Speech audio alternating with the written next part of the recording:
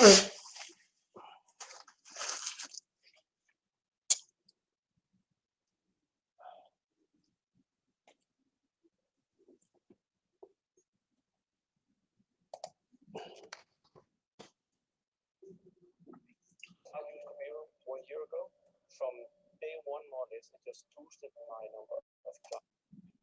it, everybody? Welcome, welcome.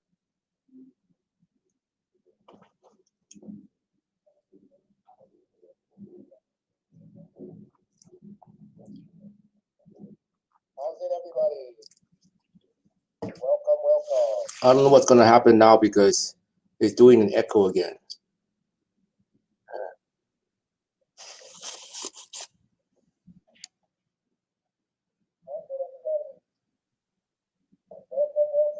I don't know what's going to happen now because it's doing an echo.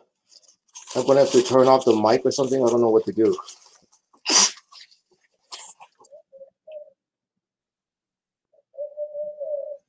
How come it does that? I'm going to have to turn off the mic or something. I don't know what to do.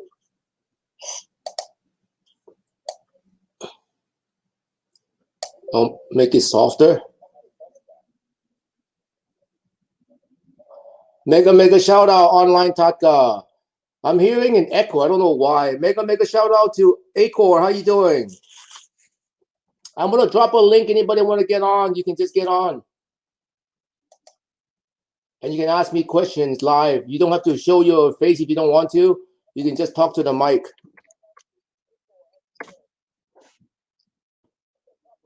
So here's the link. If you guys want to get on, just get on, and then I'll see what I can do to answer your questions. I forgot my freaking mic. I mean, my headphones. So I don't know. This is weird echo thing going on.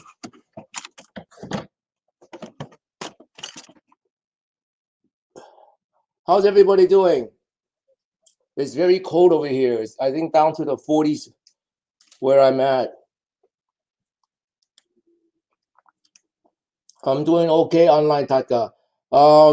As you can tell, I didn't stop doing my burpee training. How you doing, Adrian Nico? You want to jump on? Let me know. The link is right there. Mega shout out to Push Up Dad. I'm still alive. Yes, I'm still alive, man. Same here, Adrian and Nico. Same here, man. You guys want to see what's going on with my monetization? I'll show you the stats. Hold on.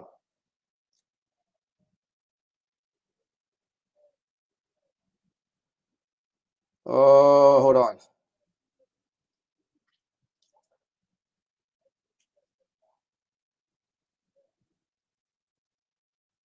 Here's what I made so far.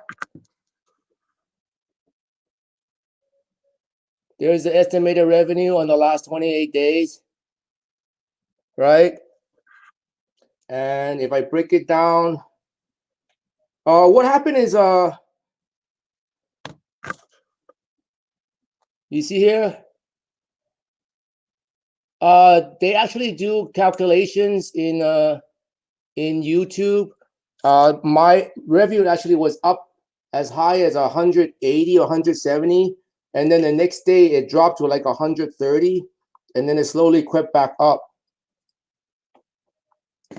So it's they do their own internal something to make it, I don't know. And then there's still, even though I'm over $100, there's still no way of me getting a check yet. Okay, hold on. I gotta send a message out.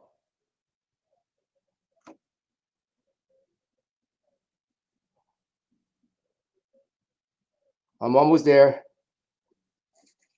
Anybody want to jump on? Just click on the link, and then I can put you on.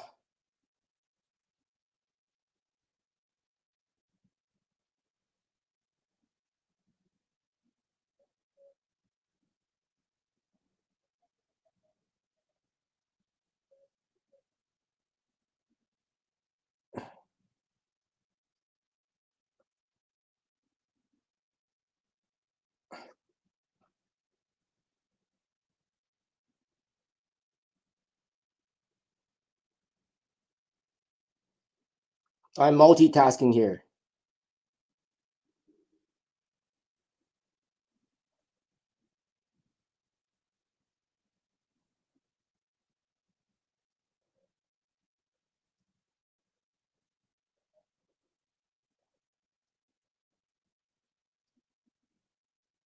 Okay. Make a shout out to Peaceful Music Channel. How you doing, my bro? Look at that. I'm doing what you're doing.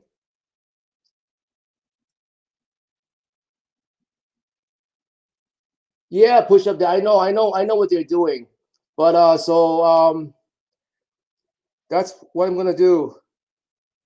Hold on, I gotta do one more thing. Hold on.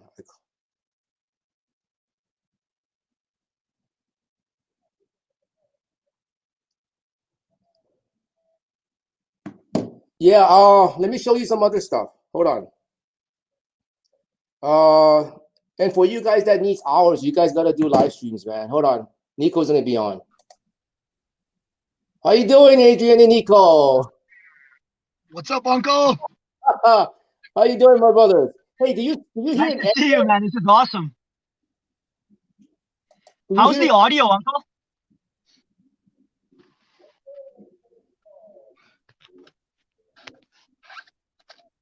How's the audio? Man, What's that? I forgot my headphones, so I'm hearing an echo. Ah, shoot. I don't have my headphones on either. I just wanted to come show you some love really quick here. We love Thank you, very much. I'll come back and hit your workout. I was kind of messing with too much stuff this morning.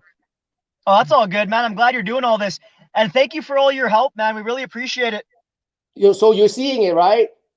Yeah, absolutely, man. We're like we talk about all the time. We're really seeing it, man.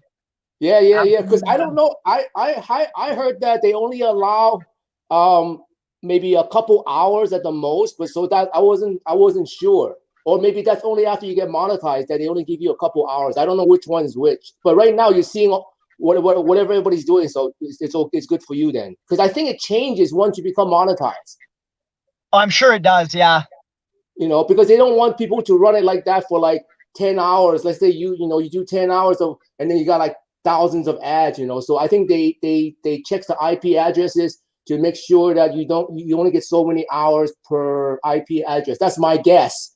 Otherwise, once you get monetized, you can literally have somebody sit there with one IP address and run like 10 different devices. Yeah, no doubt, eh? Yeah, they definitely do change that up, but we appreciate everything you do for us, man. Where exactly are you, man? I don't want to say, man. I'm gonna be that's hunting. Okay. Yeah, that's fair. That's fair. Yeah. I can tell you I'm in the southwest part of the USA. That's cool, man. That's awesome. I think it's pretty cool what you're doing. Like you're fit over 50 and you're crushing people, man. Yeah. I'm trying to not go to the doctors. That's my main goal. I'm trying to not go to the doctors. I have two brothers and they're both on medication for high blood pressure and junk. I don't want any of that. I just want to stay, and I don't want to like be on a diet either. So I just want to like eat whatever the heck I want without worrying. That's why I work out. That's why I work out. Exactly. And you can eat a lot more than me. You guys are young. You guys should enjoy eating because when you get to a certain age, number one, you can't sleep for a lot. I mean, you just wake up, and number two, you can't eat a lot even if you want to. It's your body's all messed up when you get old. I'm not kidding. So you should enjoy your youth, eat as much as you can, and obviously sleep as much as you can. I literally, even if I sleep like at 1 o'clock at night, I'll still wake up like at 6 or 7 every morning. Really? And then at night I would wake up too. I just sleep and wake up no matter how tired I get. That's what happens when you get old. And it's not me. It's across the board. If you talk to any old person, they all cannot sleep. Even when you work out as much as you do, eh? You still can't sleep. That's crazy. No, I still wake up usually 3 o'clock. Sometimes like hour, 2 hours, I would stay awake. I cannot go to sleep. And my parents were like that. My parents are like that too. And I know a lot of older people the same thing. They all just wake up. Wow. And before I would be able to sleep anywhere. Like my kids now, they can sleep anywhere, right? I can sleep anywhere. I can sleep on the bus when I used to go to school. I would sleep on the bus, get on the bus, sleep on the bus, and then before my stop, I would wake up. But now I can't sleep anyway.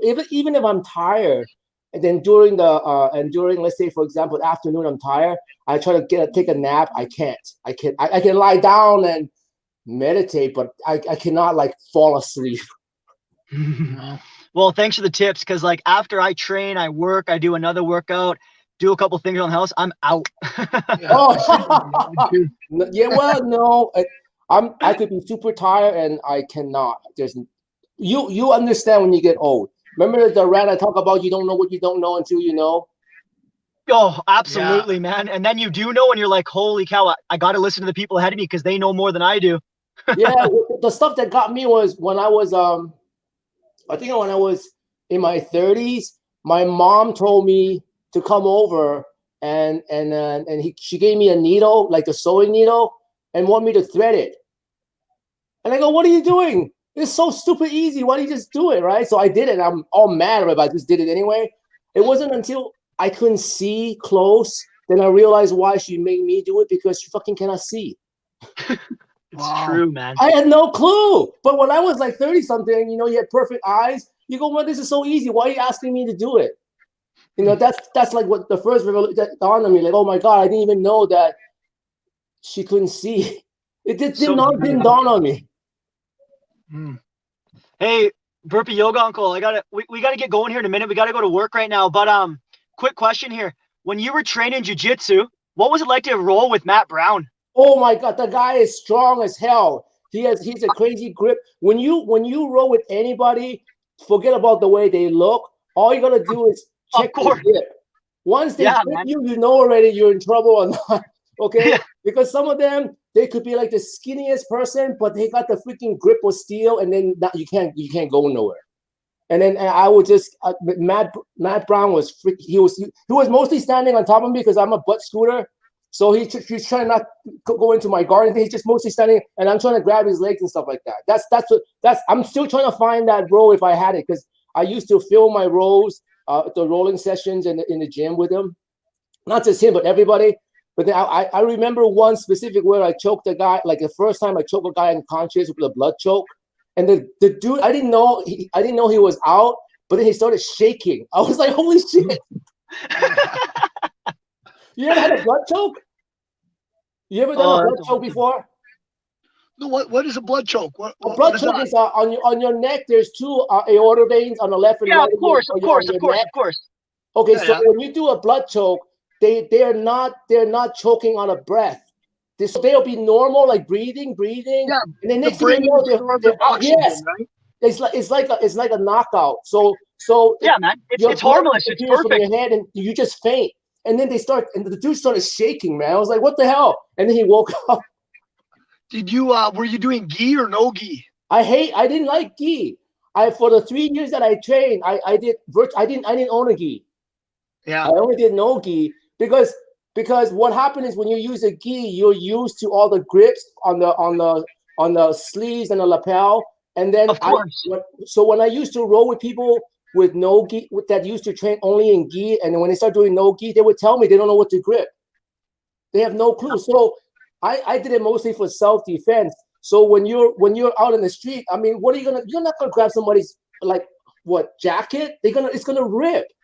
So most of the gi stuff, some gi stuff works. Maybe like your gi choke on the neck, some of those stuff works. But in general, you're gonna grab people's arm and stuff like that. So my theory was I'm gonna be good in no gi. You know? Yeah, so you're kind of like 10th Planet Eddie Bravo kind of style. Our coach, our instructor, he's trained out of Eddie Bravo, eh? Yes. Oh, so you do like the ground mission control and all that kind of stuff. Not so much right now, but yeah, we definitely mess around with everything. We love jiu-jitsu, man. It's such a good art. It is. You're gonna be careful when you do what Eddie Bravo does on bigger people, and that's what stopped me from doing it too, because I was trying to mess with that too, because it was so good to lock them down. But when you roll with a bigger person in real life, they just lift you up and slam your ass. So that's why I stopped using that too. So all I do because of my size when I used to roll was I would get on your back. That's all I would do. I would not do arm bars. I would not do triangles. I would do nothing. I would only try to get in your back. That's all I would try to do. It's funny. I'm so top heavy when I play. Like when I roll with people, I am so like you're complete opposite me. You seem like you play guard a lot. I definitely go like top control, side control. Like I try to get high mounts. Like such a different game. Oh, Nico's really strong, so he's able to get like a lot of people in Kimuras and that kind of stuff. He goes for a oh lot no, of arms. I don't like playing guard. What I like to do is I like to be not on the side either. I mean I would do half guard. I like half guard a lot better than guard. I don't like guard. Because Yeah, I in see real what you're life, saying. I don't want to be on the bottom. I don't get Yeah, pounded because in jiu-jitsu you can't punch people, but so once you get a punch in, you're done. So you don't want to be on the bottom. So I try to do side control, or I try to do a half guard. But I don't like the guard game. I try to get in your back though all the time. I mean, I would sit there and I would do arm pulls and whatnot and arm drags and stuff like that. But I would always try to get in your back. At the beginning, I try to do arm bars and triangles, right? Until a couple of my buddies that's bigger than me started lifting me up. Then I go, okay, never mind. I'm not doing it anymore.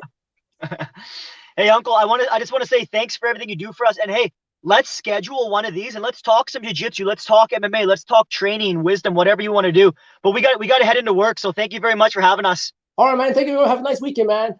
Love you, Uncle. Thank you for all the All support right. and all the help. All right, Nico. Okay, Bless we'll talk up. to you in a bit, bro. All right, bye. Bye.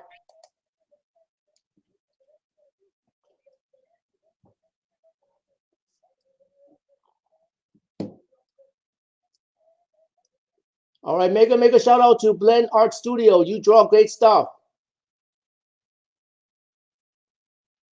Yeah, you guys got any more questions regarding you guys got any more questions regarding hold on.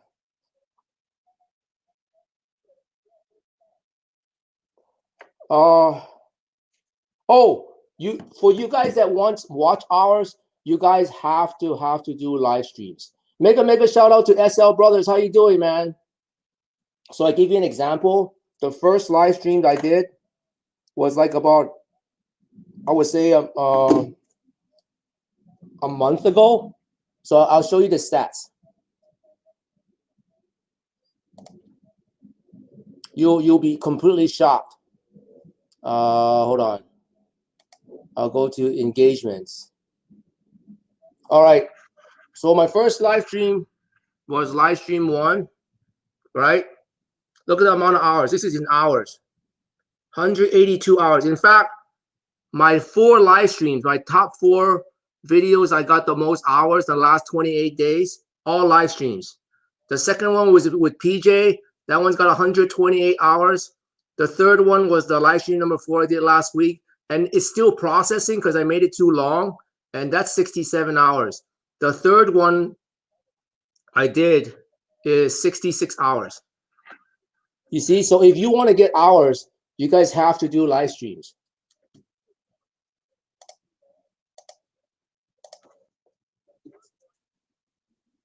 Hold on, I'm trying to do 2 things at once.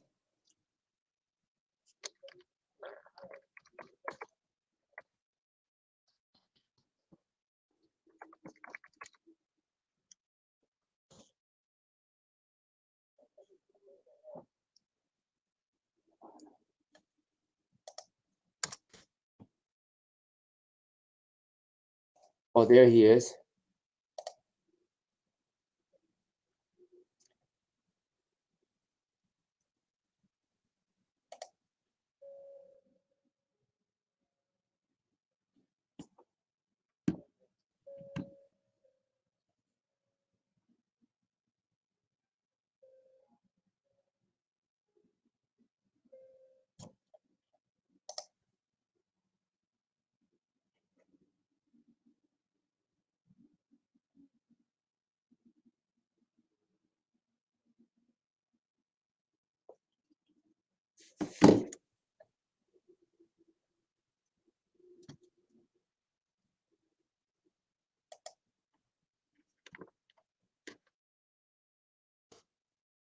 That's the link for anybody to jump on.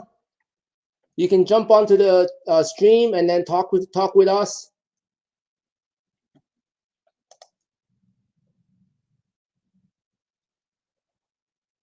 Yeah, so this is so interesting. I make it almost like a talk radio show here, so anybody can call in basically and chat whatever you want to chat. you got questions regarding, make a shout out to SM Music. How you doing, my friend?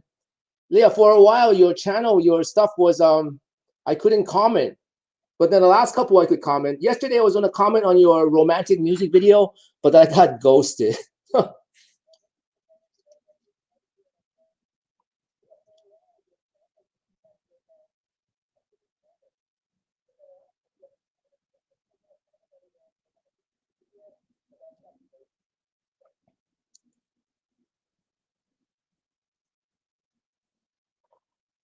Hold on.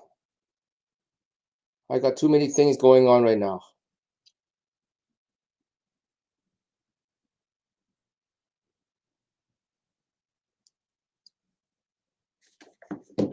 Yeah, and then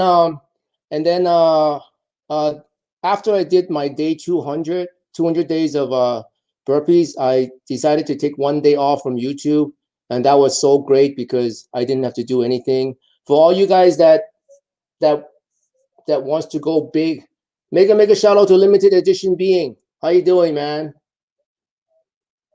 I was telling everyone that after my 200th day, the first day I stopped using YouTube, and that was like a godsend because I didn't have to just check on the phone or my computer and comment.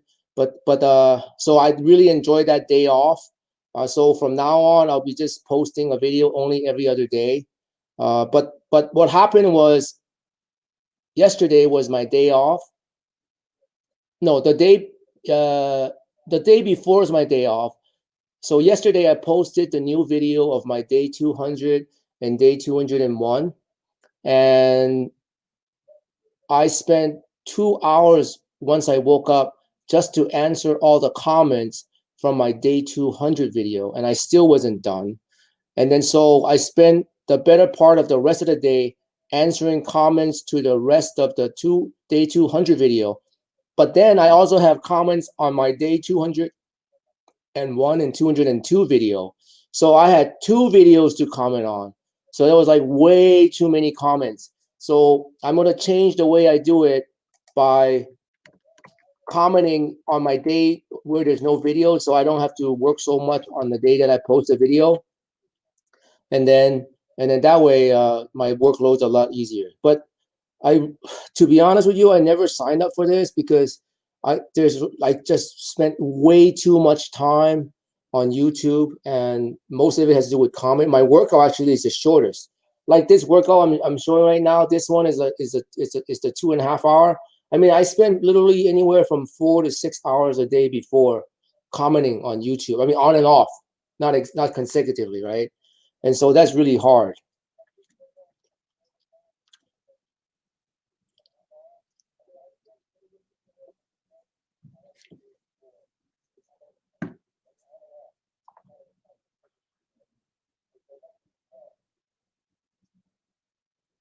Let me see what's going on here. Hold on.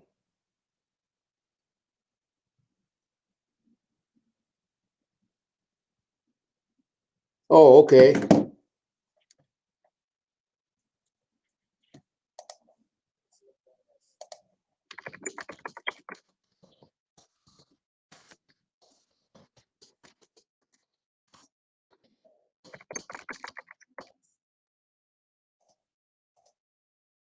There it goes.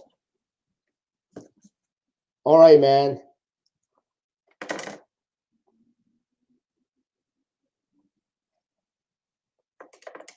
All right, so let me show you other stuff too. Hold on.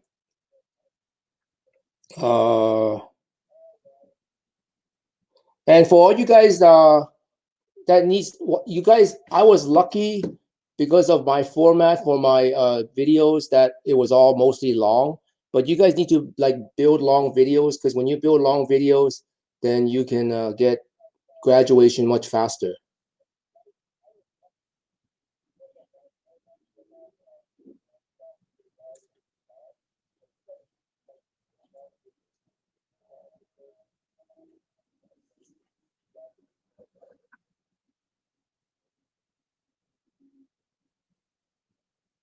There it is.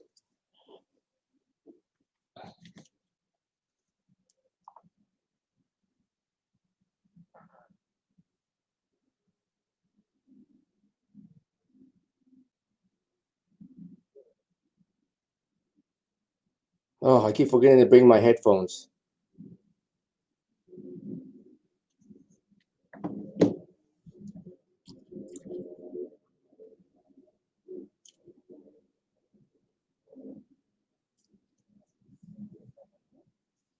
Maybe it's only me that can hear the echo.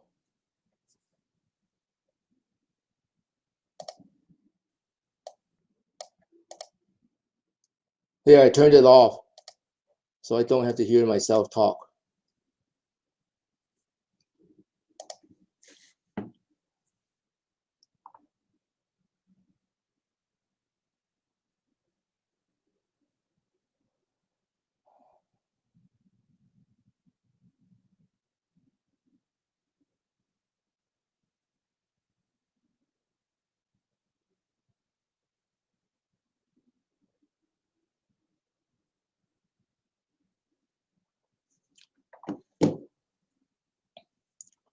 Oh, wow.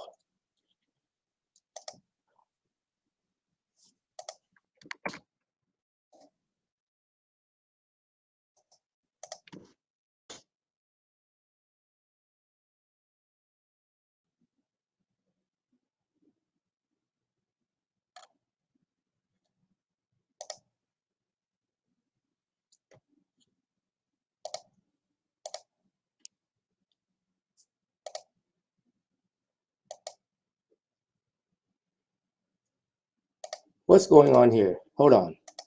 There it is. It's better over here like this.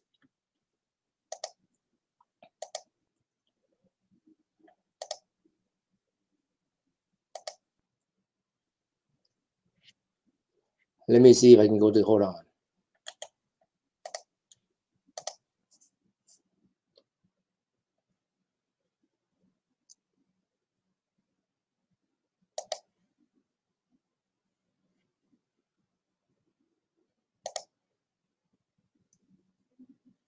There is nothing over here. What is this? Hold on.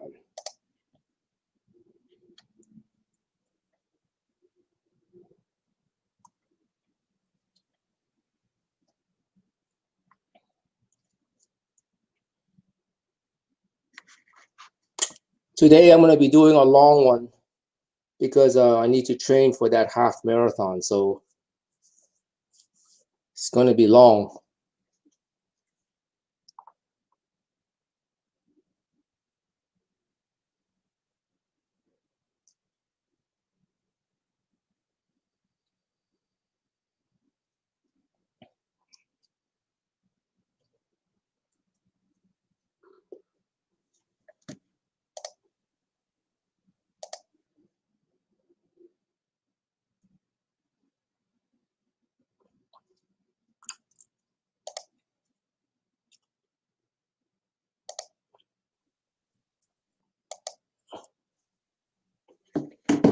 Oh, look at that. Nice. I'm going to be doing a little bit of work here. Hold on.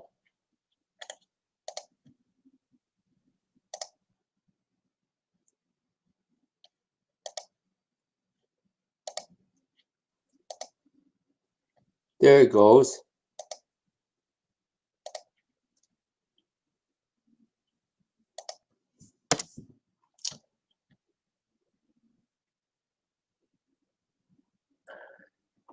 I'm going to change this to have some noise come out. There it goes.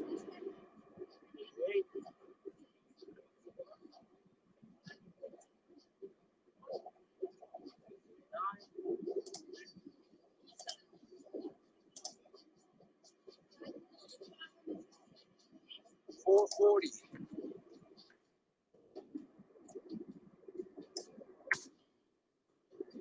So I'm going to show it to you this way. $440. Oh, I got 560 to go on that one, man. I remember that. But I'm pretty sure we're going to copyright the music. Oh, yeah. There's a bunch of European women doing hit style workout while I was doing this. I must admit the view was not bad.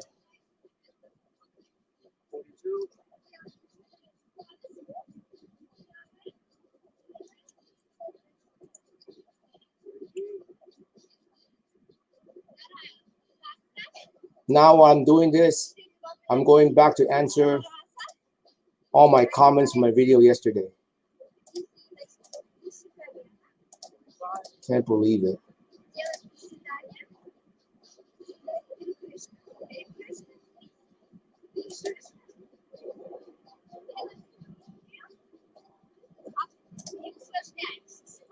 Yep, that's the way we do it.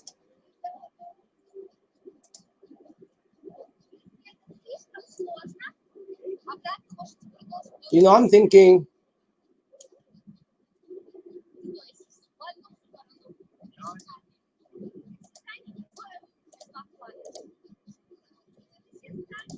can you hear it?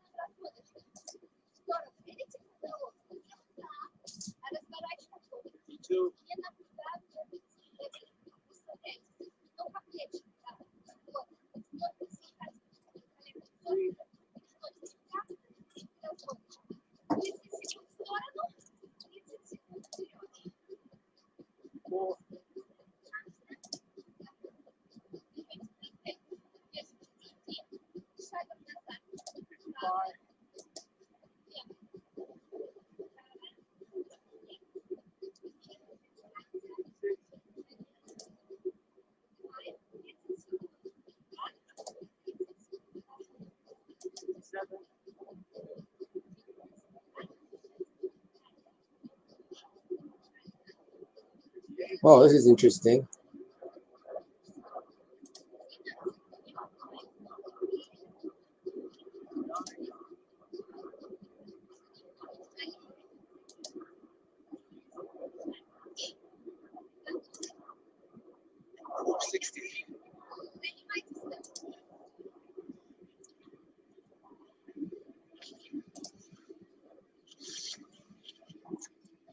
$460.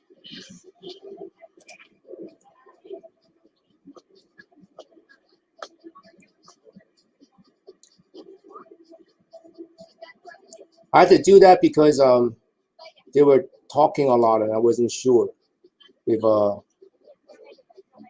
was going to be copyrighted because of the music.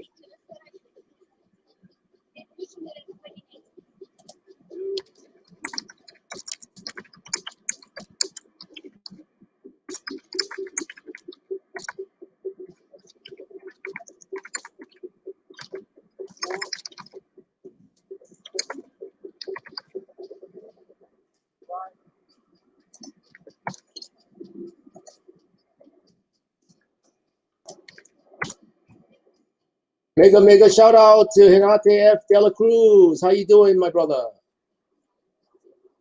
You got any question you want to ask me regarding graduating? Let me know. You want to see my monetization too? Let me know, because all the proceeds I get from my monetization in 2020, I'm donating it to charity minus the tax part.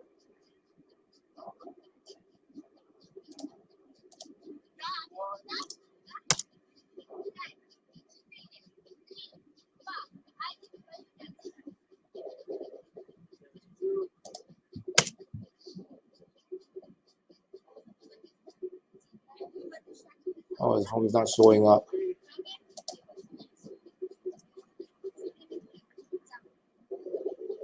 You want to jump on the stream and chat? Let me know too. There's a link on the top. It says StreamYard. Anybody that want to jump in, just let me know. I just leave it running while I'm answering to all my comments that I have, because the work in YouTube never stops, man. Just goes on and on and on.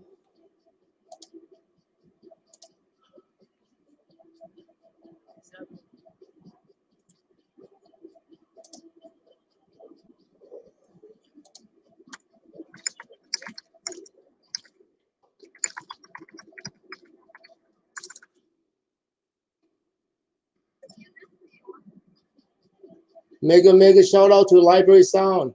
Hey, are you the same one with Shamrocks? Because how you doing, man? You want to jump on and chat? Let me know. Here's the link. Yeah, I'll give you the link. Hold on. 480.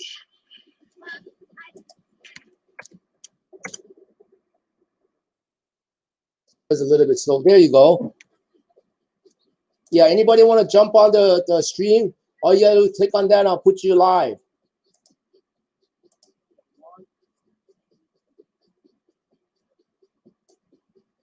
Let me check you out, man.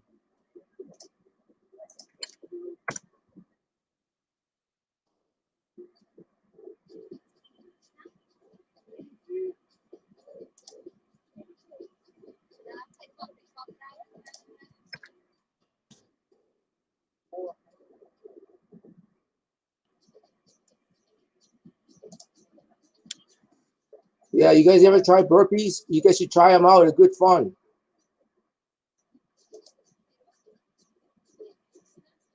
Oh, I see what you did there. So you've been getting ghosted a lot, huh, Library Sound? Yeah, that happens to me a lot too. I see what you did there. Yeah, I think I have to do that soon because you get ghosted a lot. So you're using that. Yeah. You know, yeah, this YouTube really makes it tough.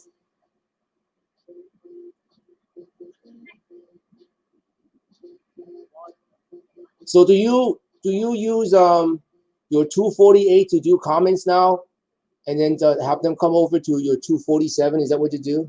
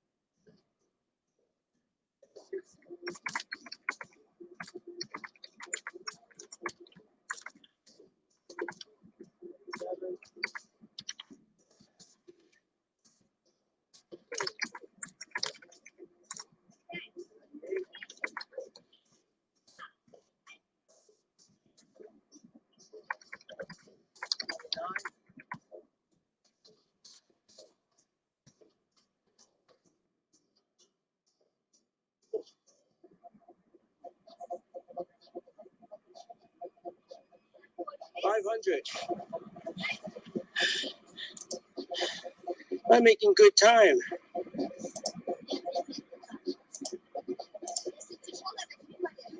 There it goes. How do I show 500 here?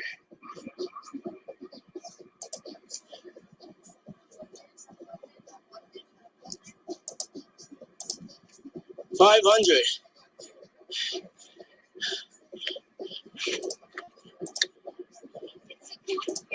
Drinking some water. I'm actually working on all my comments because I have so many comments that I have to keep the people.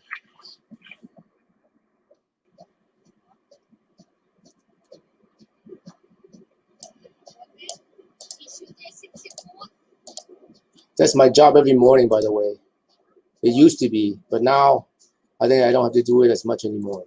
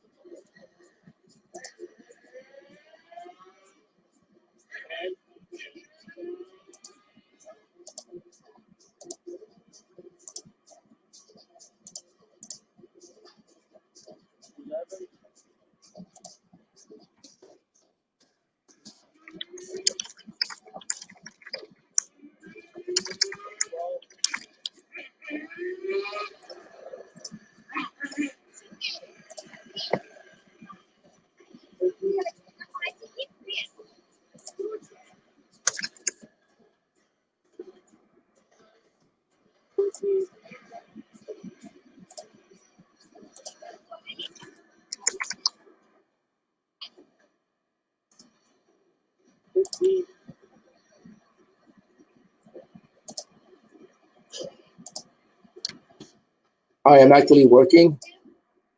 That's why you hear the key clicks. Once I'm done, maybe I'll end the live stream.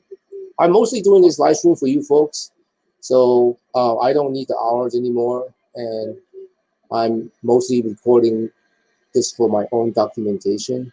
So I am just waiting for you guys to jump on.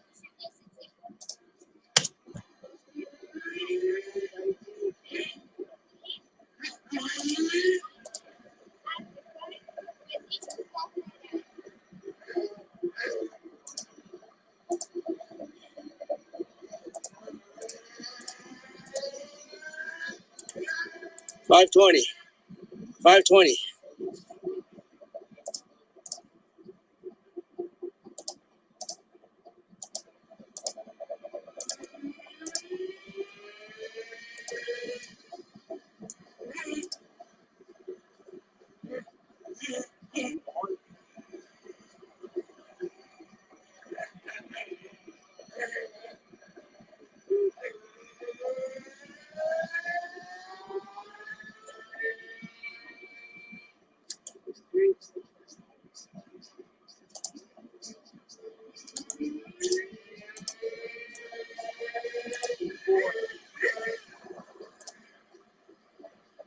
Hey, mega shout out to Fab Food and Arts. How you doing? Oh, that's an interesting one. I'm good. If you want to jump on and talk, I'm going to send you a link and you can actually jump on and talk. Hold on. But if you don't want to jump on and talk, it's all good too. I'm mostly here for you folks. If you got any questions on how to graduate and get monetized, ask me questions by texting or jump on and I'll answer it for you.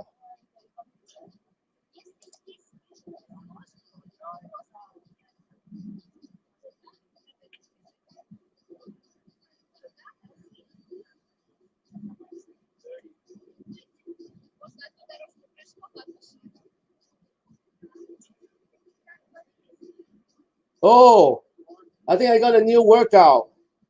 My bud from, I think, Sweden or Netherlands. I'm going to see how it works. That's a new one, man.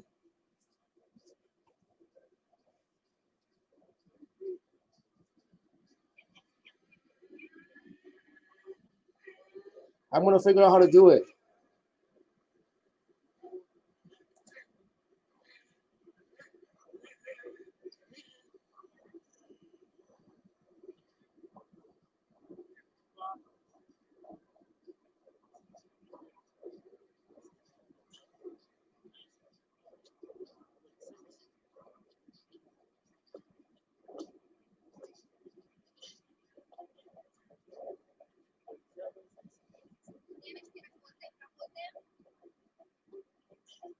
Oh, this is interesting.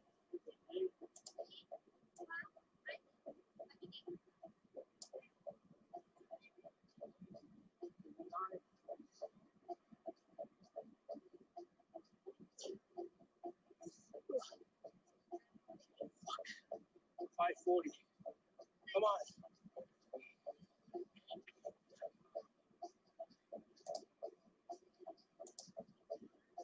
$540.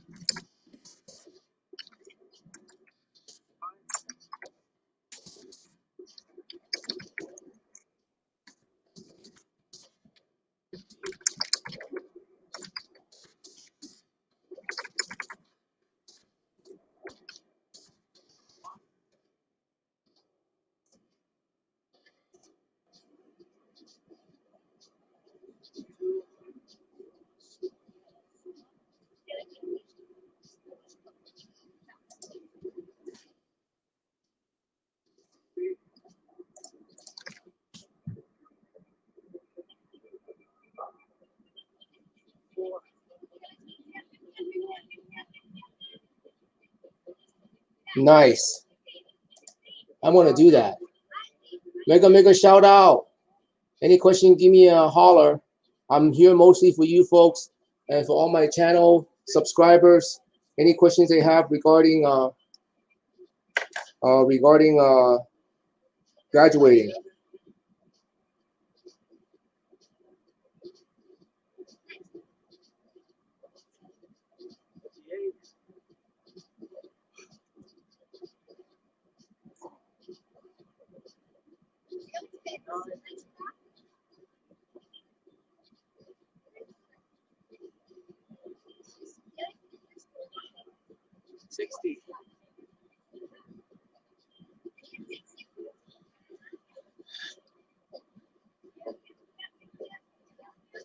There you go. 20 closer to your goal. 560.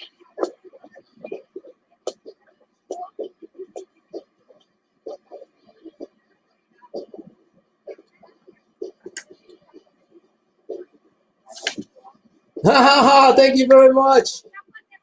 I don't even know how to do that. Make a shout out to Richie. How you doing, my brother? You want to jump on? Just click on the link. I don't really have a lot of people today. I'm trying to get all my work done on my channel because I've changed the way that I work, and I'm trying to do less work on YouTube.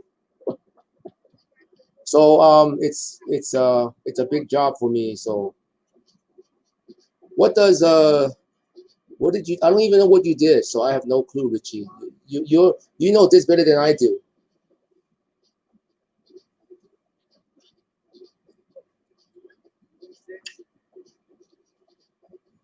Yeah, I'm gonna jump on your place in a little bit, and then I'll see if I can do one of your thingies. Hold on.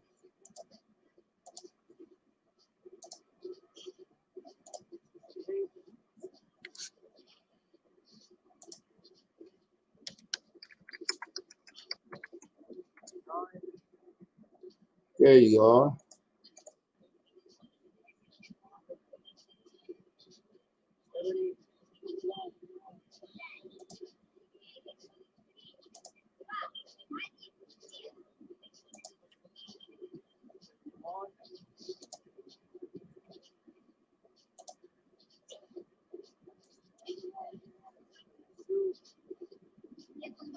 There you go. I just started your GTA 5 gameplay list. The whole list, bro. It'll keep running by itself. But I don't think you're going to get it all. I think you're going to get maybe only one or two. But we'll see. It's okay. It's my office computer. It will just run and run and run.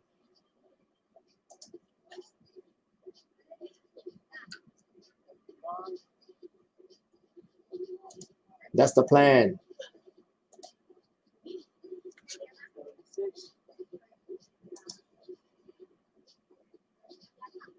I can never catch up, man. There's just too many. I really don't understand how those big channels do it with so many whatchamacallit, with so many comments.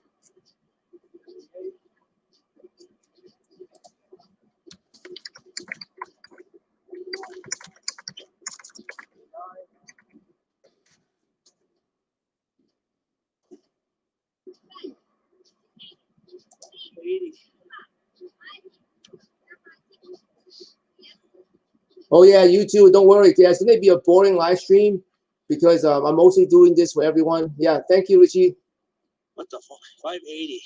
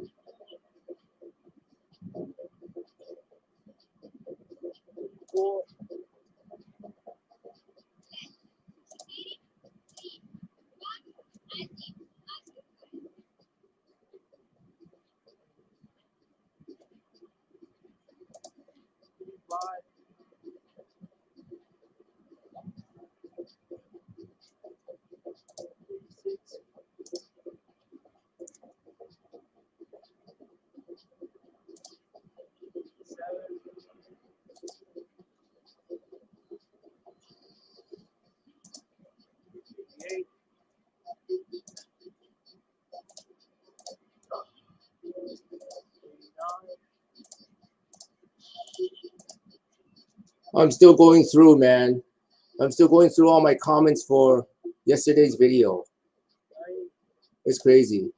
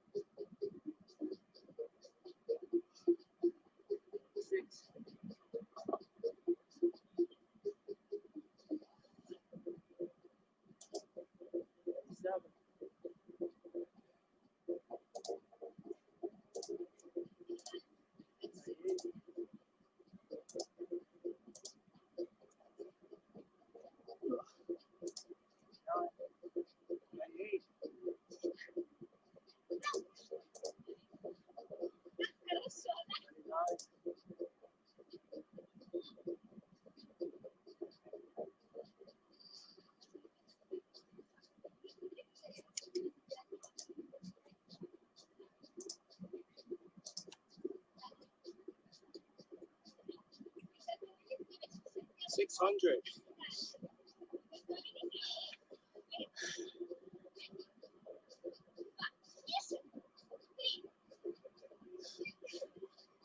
Six-tenths the way there. 600.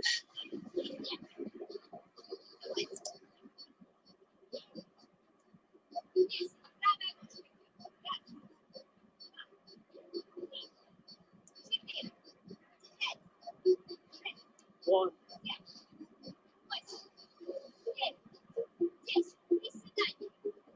Two.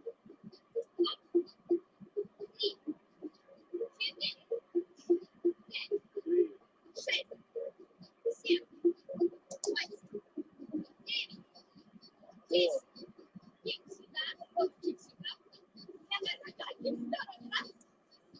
5.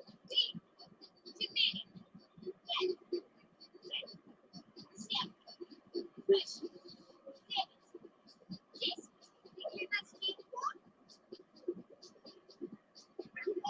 7.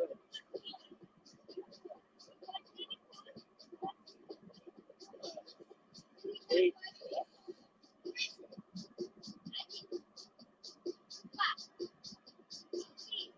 9.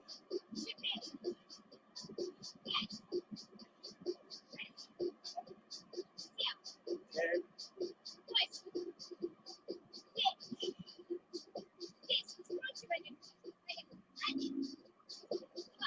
11.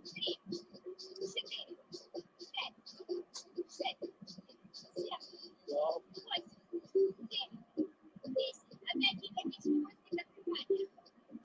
13.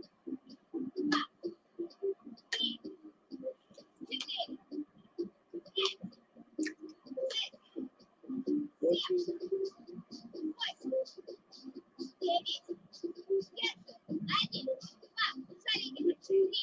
15.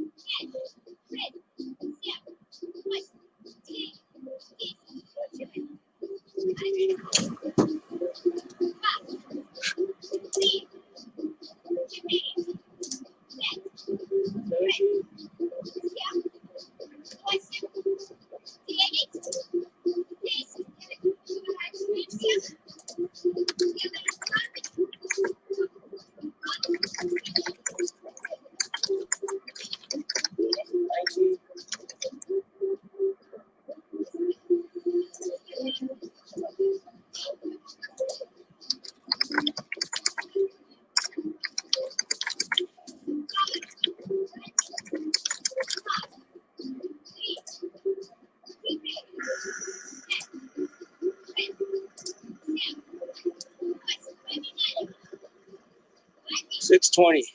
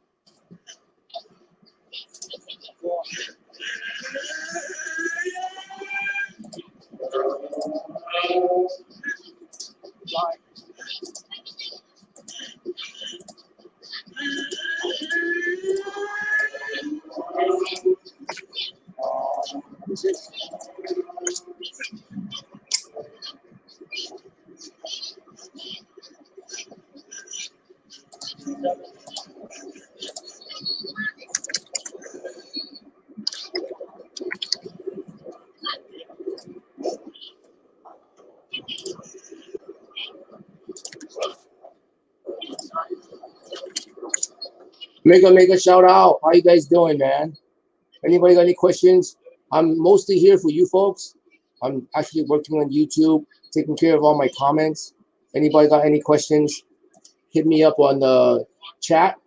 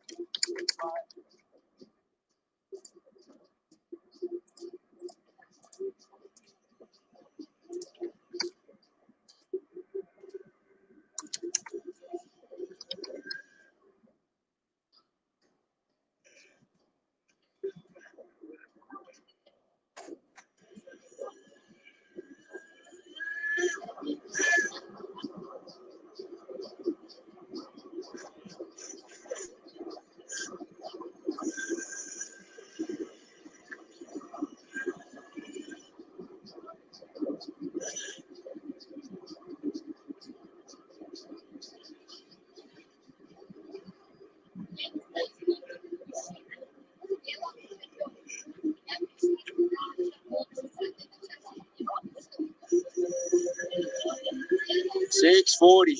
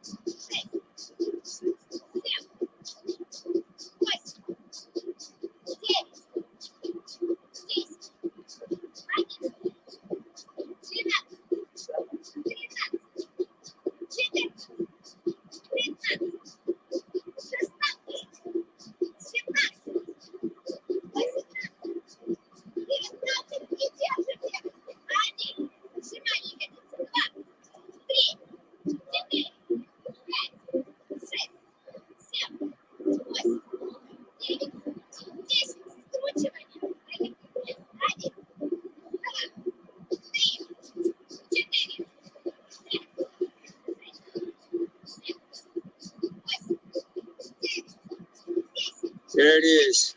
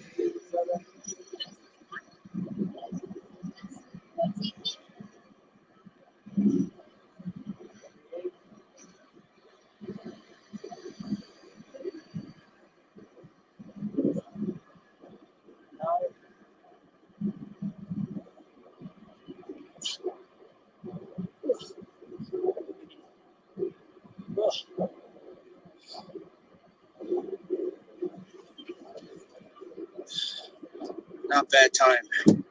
Mega shout out to a lovely Vanessa Jade Abbott. How you doing? Oh yeah, Richie left already. He was there just to show support. Any of you got any questions regarding getting monetized or any questions regarding burpees, let me know and I'll help you. You guys want to jump on the stream too, you can do that too.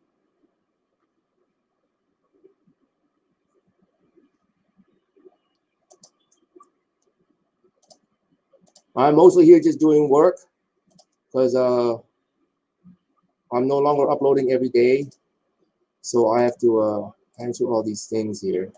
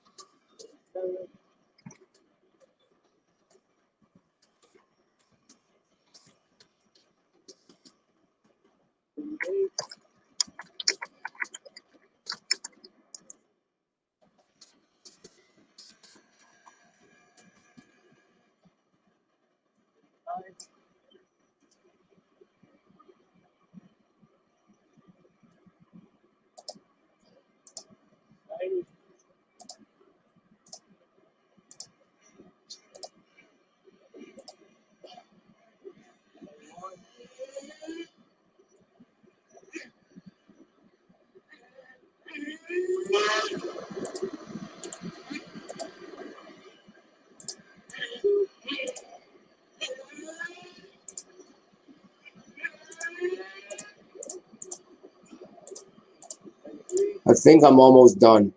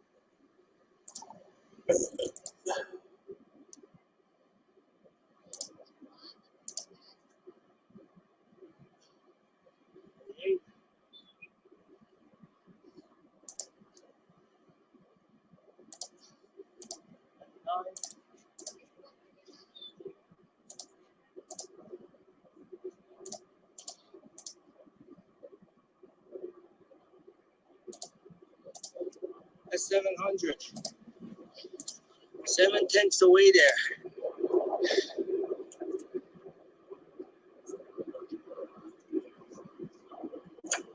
There you go.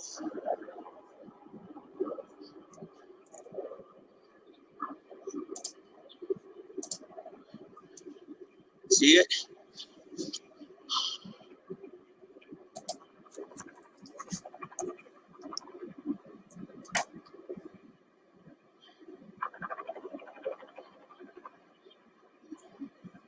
One.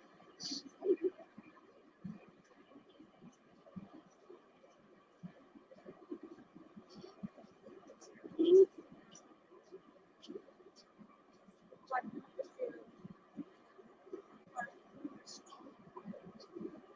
3.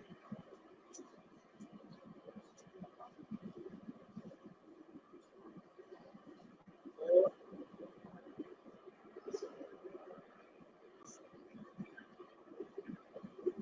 5.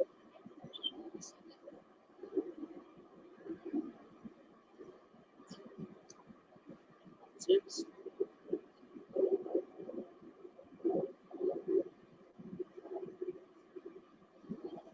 7.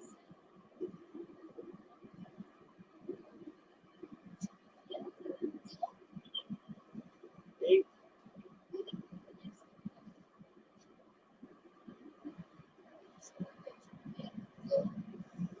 9.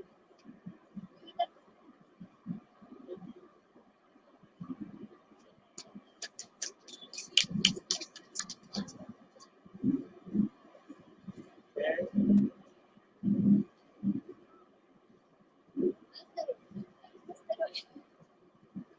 11.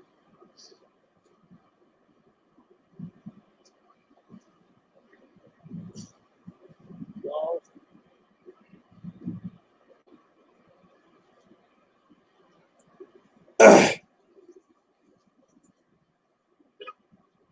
13.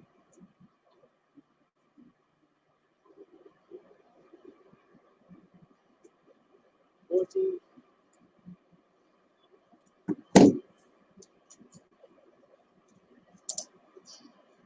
15.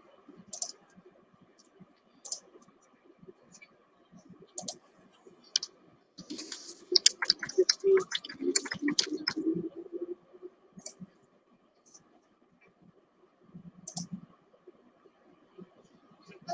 17.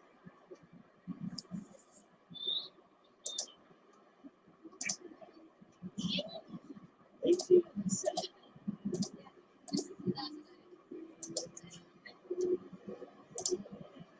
19.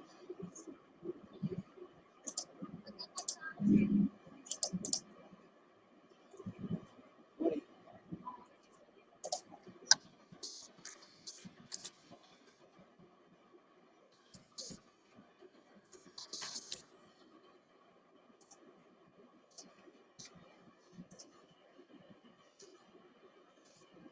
720.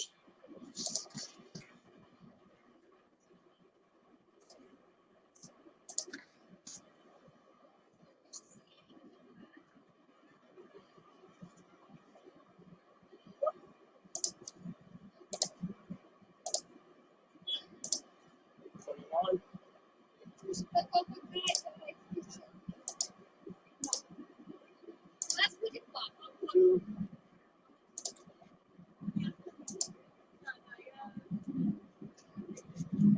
3,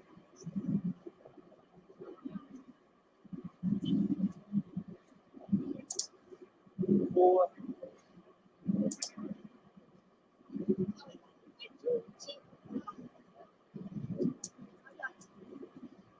5,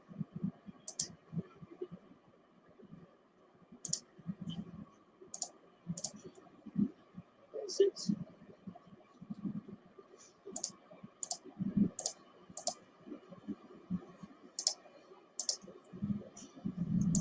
7,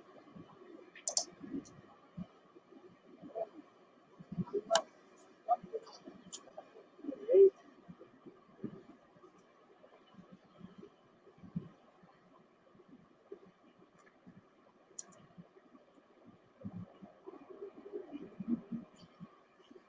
9,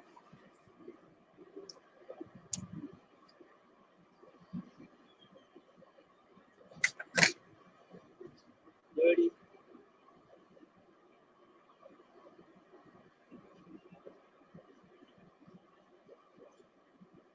31,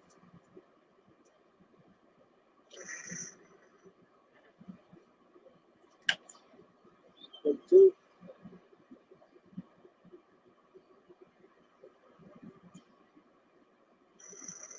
33,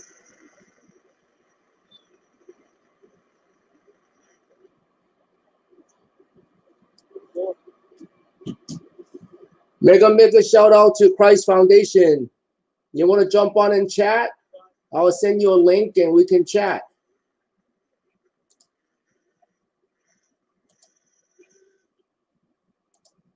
Not many people here today, but I'm mostly here doing this for you because obviously I don't need the hours. I'm just mostly catching up on all my comments here. It never ends.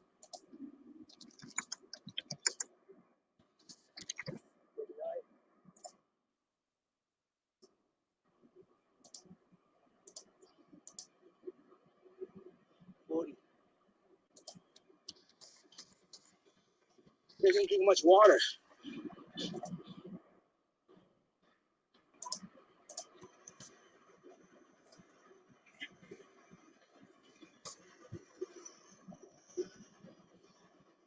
The hell? 740.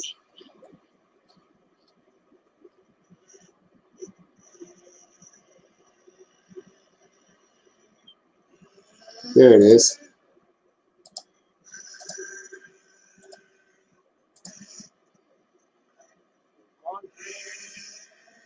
Wow, that's beautiful. 22.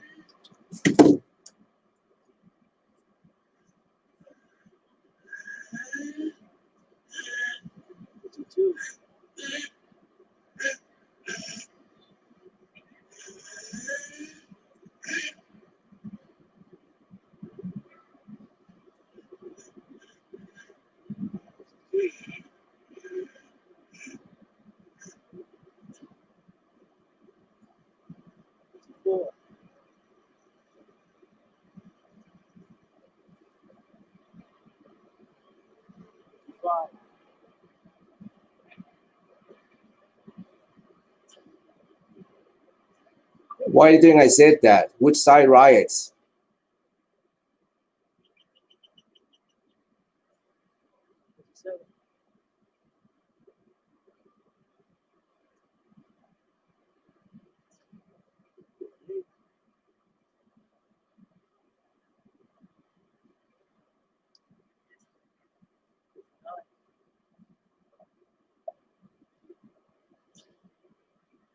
No matter who the president is, God will still need to help us.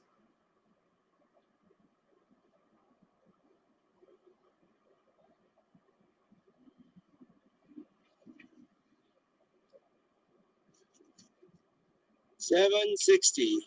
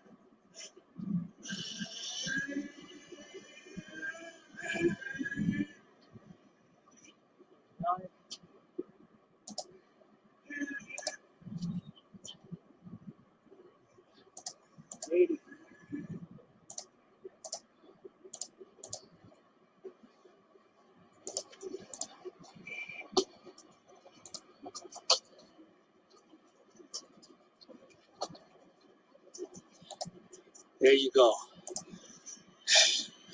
220 more. I can fucking do it.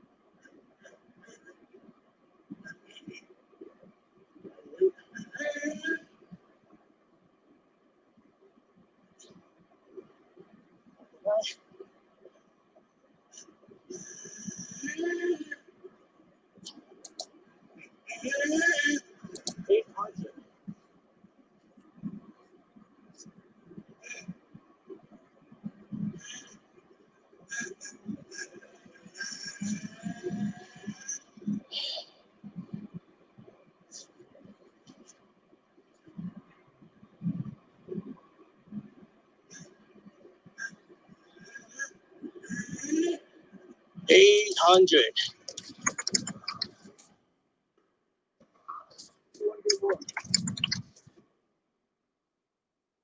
Smooth sailing, man.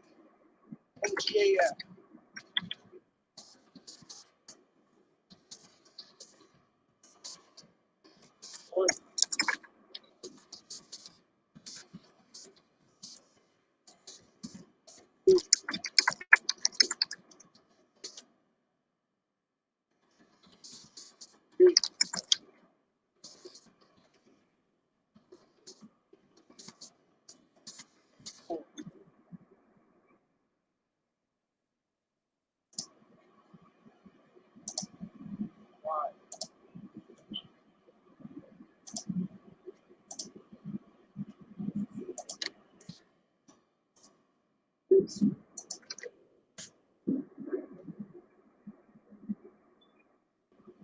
Seven.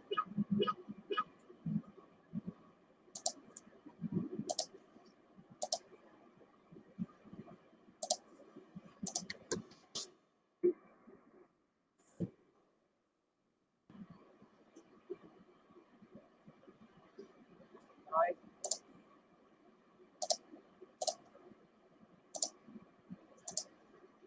10.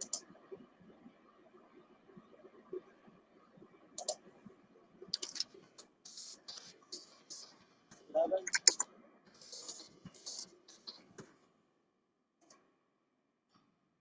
12. How y'all doing, man? Any question, let me know. I'm here just to support you folks into graduating. Any question you have, let me know.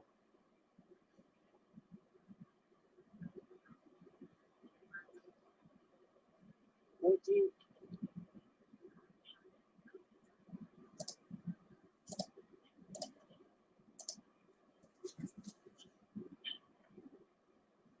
15.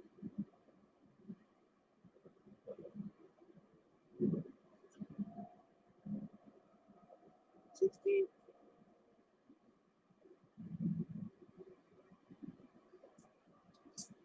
17.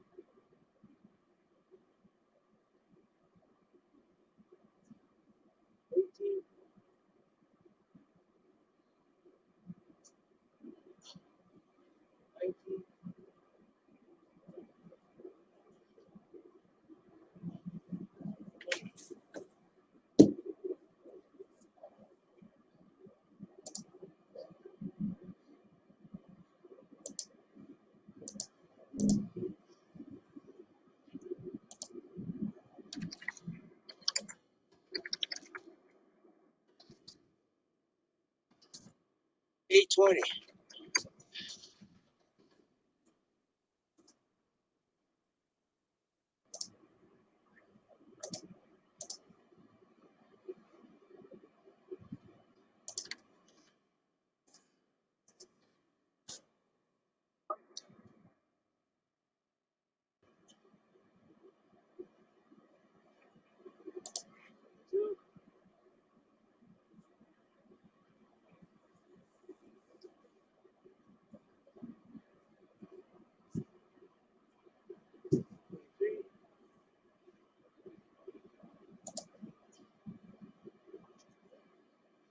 Four.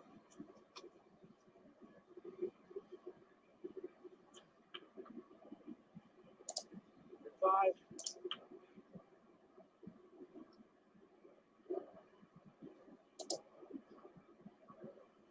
6.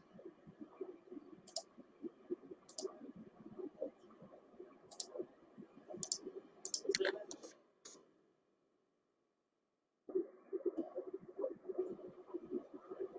8.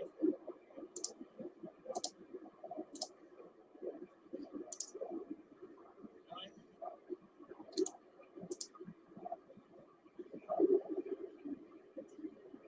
30.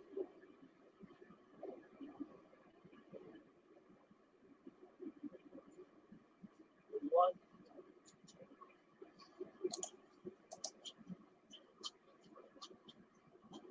32.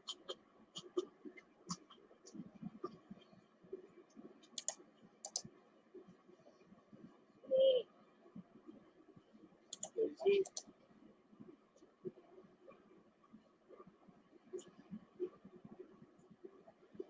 4.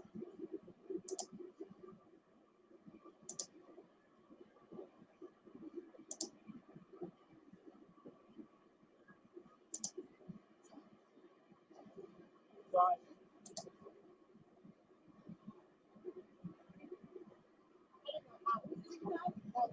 6.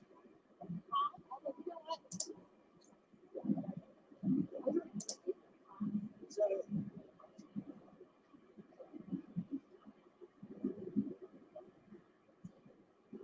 8.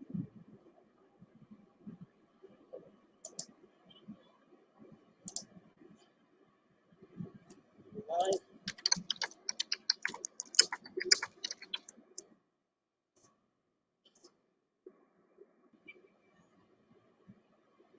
40.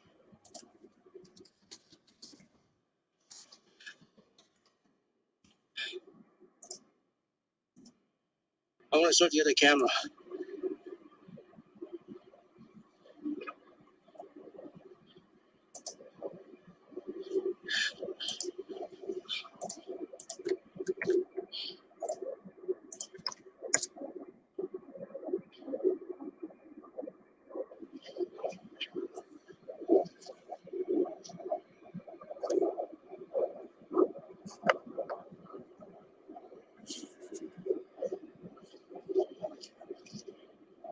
840, brother.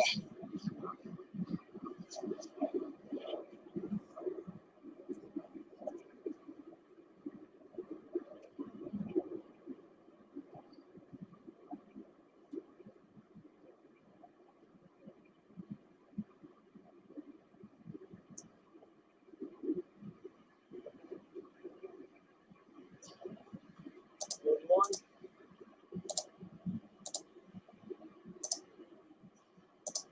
42.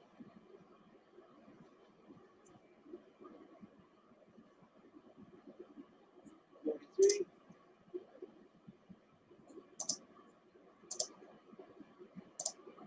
44.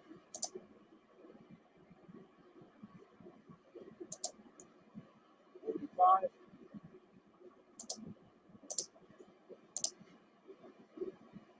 46.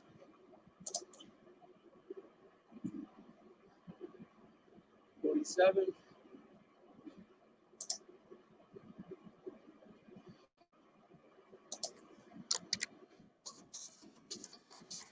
8.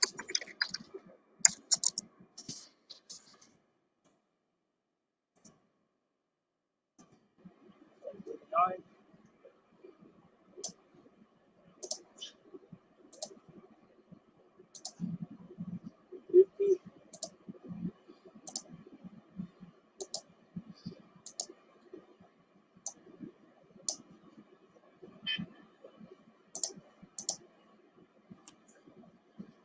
1,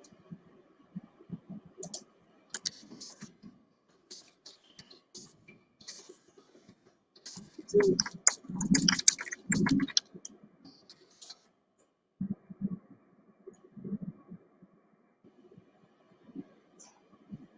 53,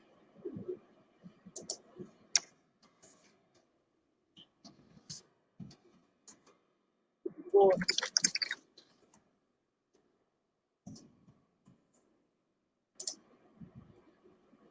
55,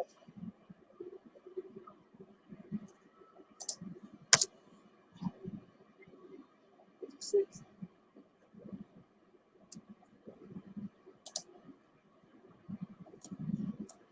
57,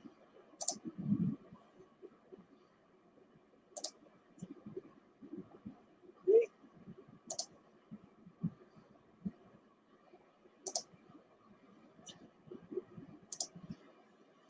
59,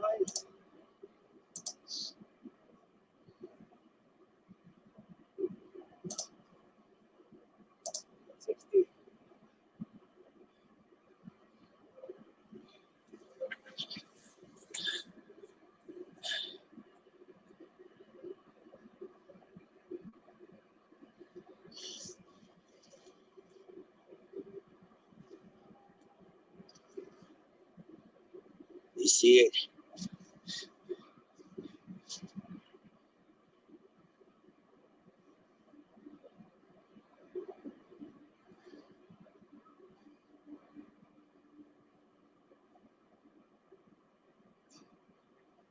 61,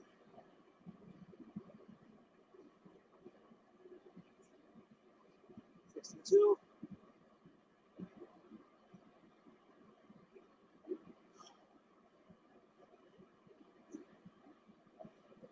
63,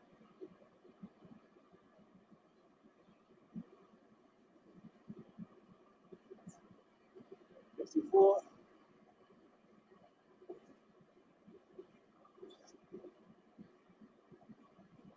55,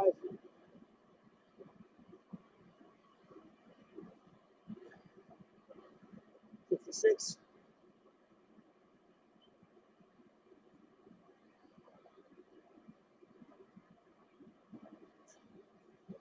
67,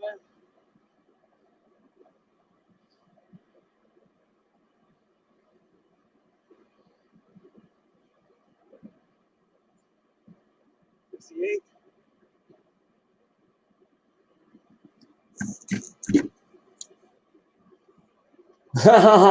thank you, Fab Food and Arts. When are you going to graduate? Are you far off? 70,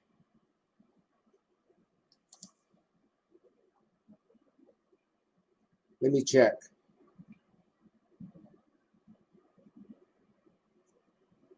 51,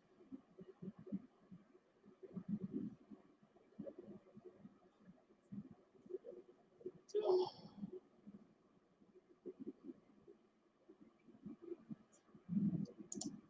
72,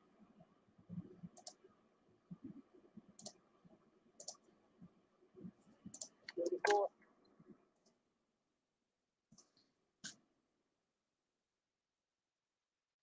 5,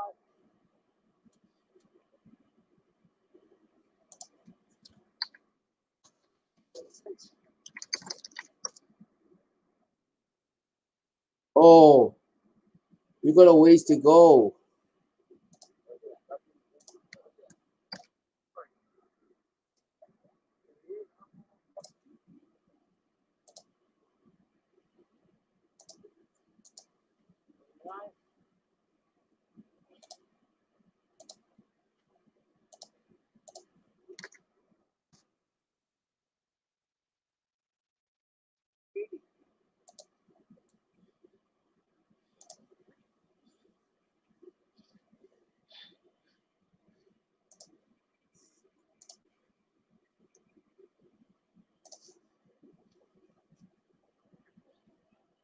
There you go.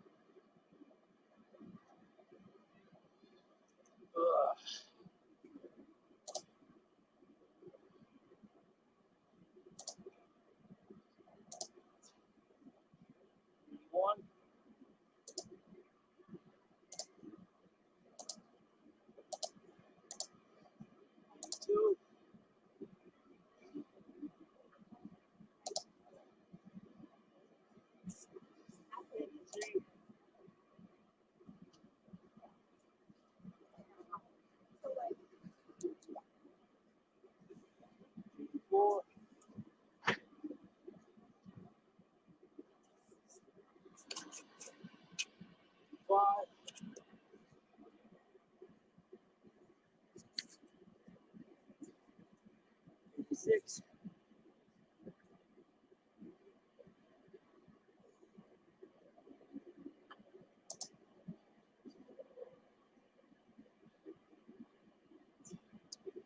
27.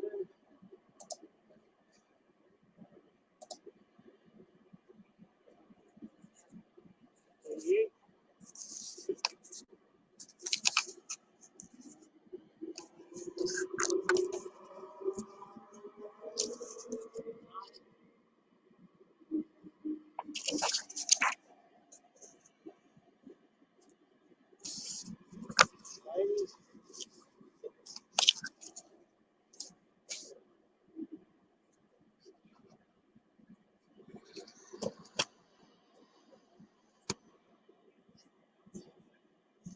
1.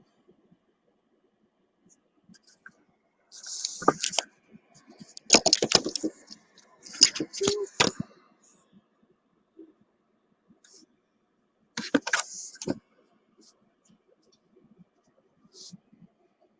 3.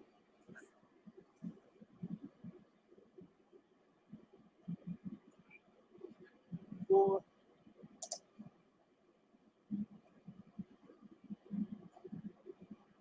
25.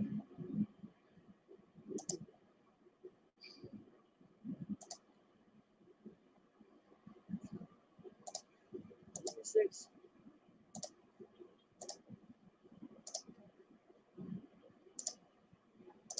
27.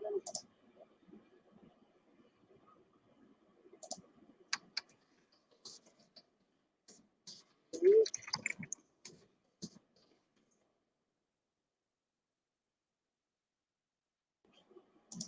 29.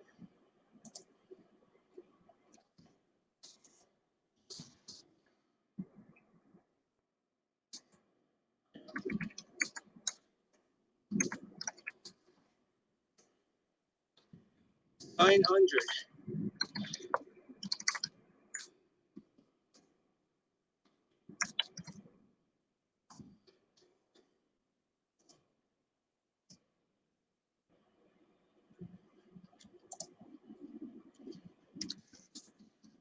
There he goes. I'm going to attempt to go through it. Only my second sip of water.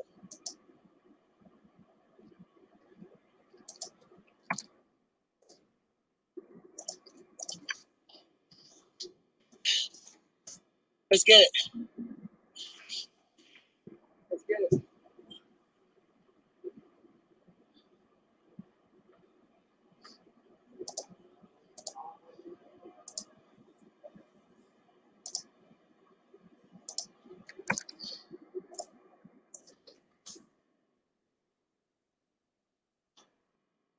One.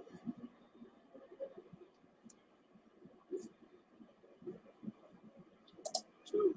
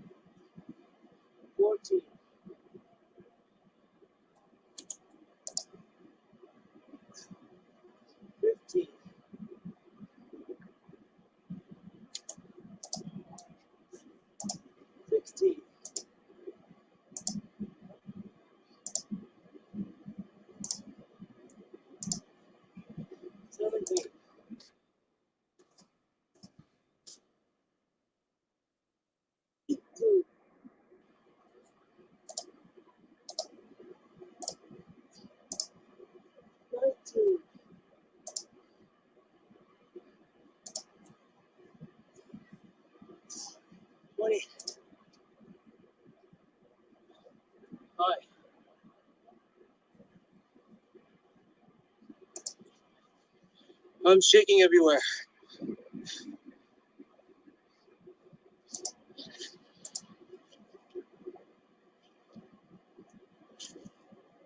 $920.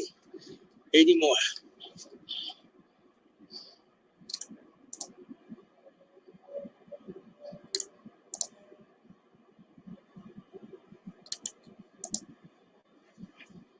Can you even see me?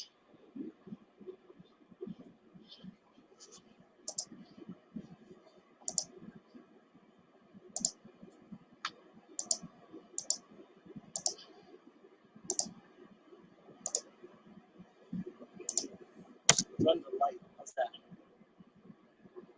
Does that help? How about that?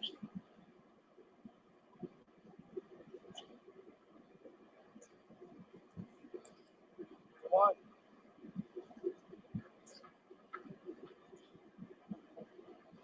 2.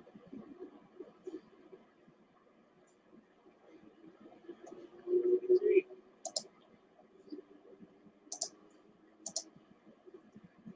4.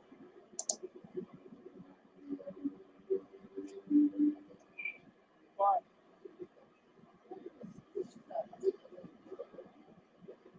6.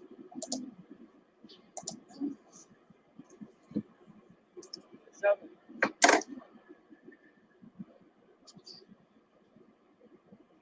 8.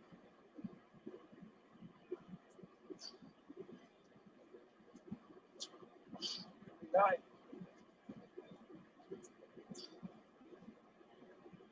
30.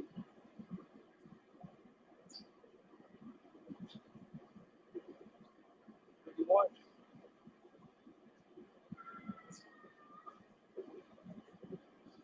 32.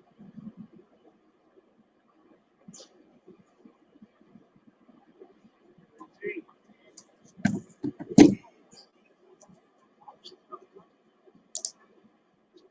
34.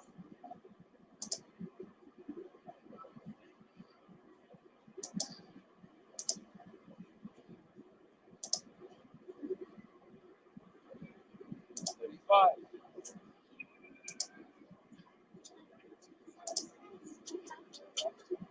6.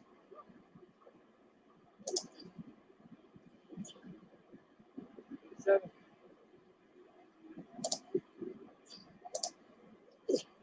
28.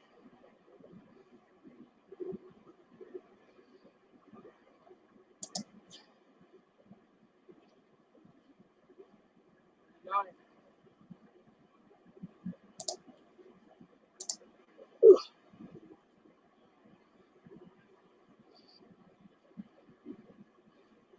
40. Oh,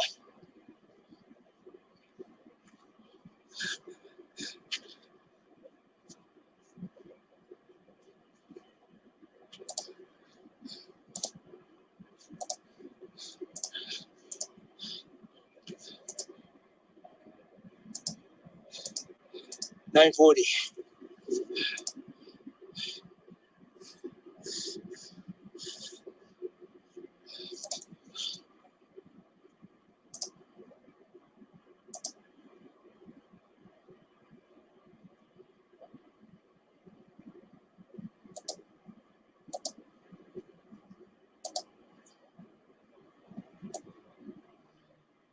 41.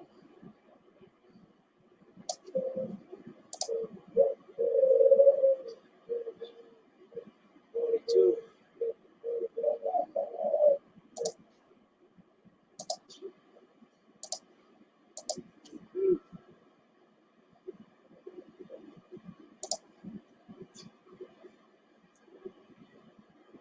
4.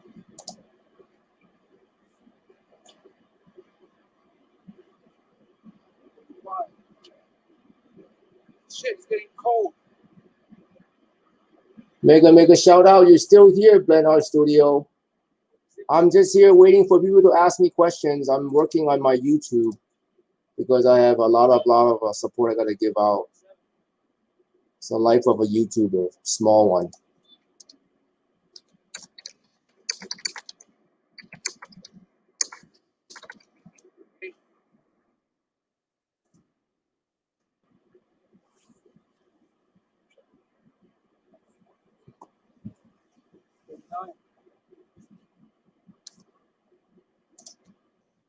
I'm about to go off pretty soon anyway.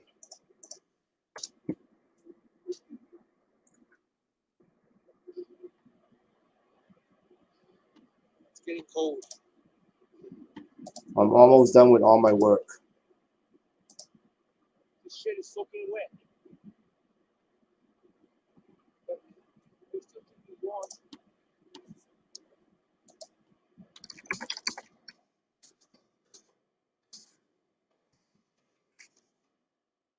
One.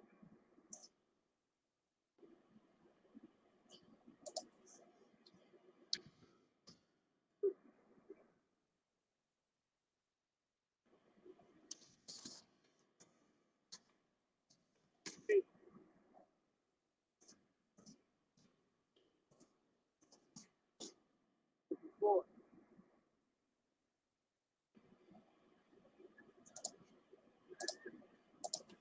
55.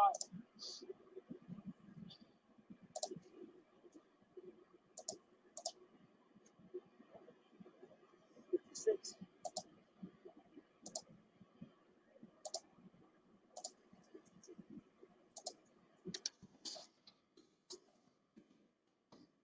7.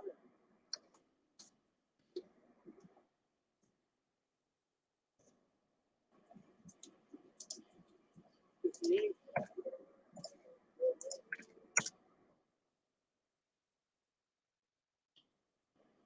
59.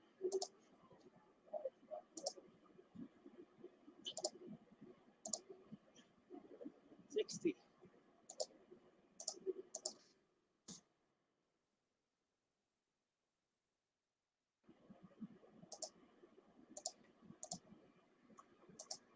I'm just gonna plow through it. 40 more.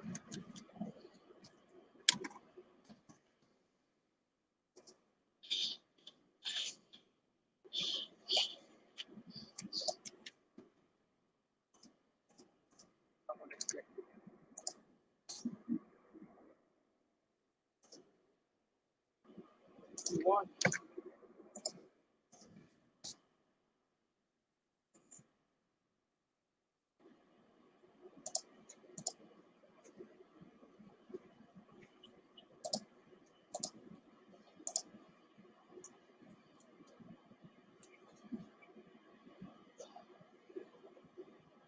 62.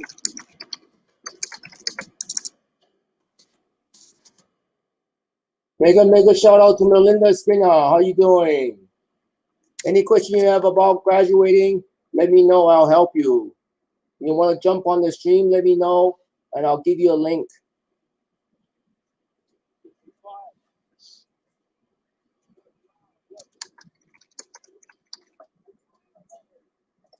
6.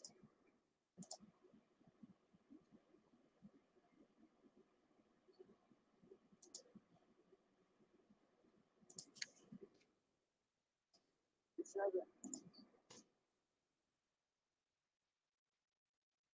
Yeah, I'm mostly doing work. I'm mostly waiting for all the questions that people have. I'm just giving support back out to everybody. That's what I'm doing here. 9.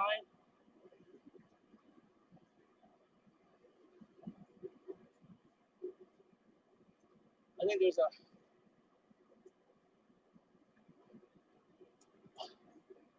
7. It only stays on for so long.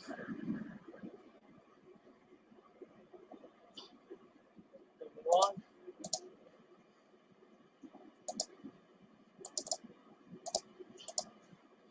72.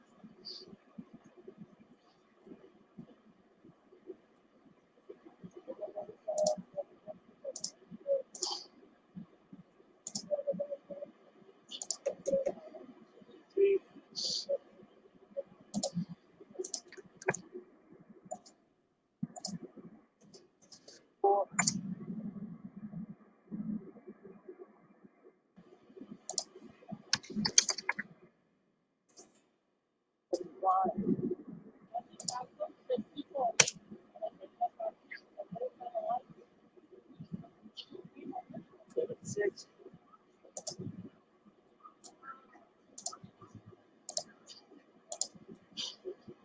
7.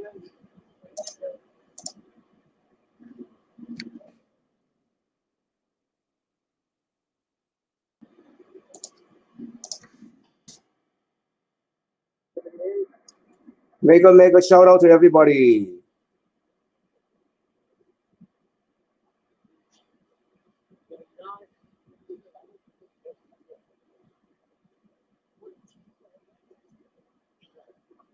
$80. 780. I mean 980.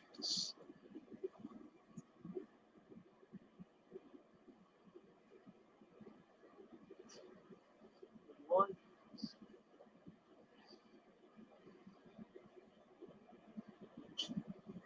32.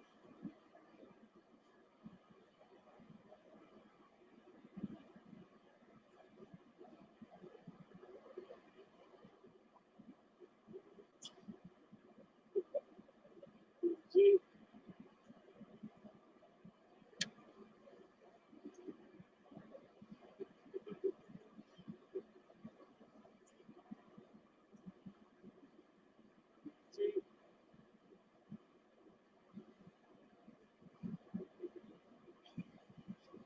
4.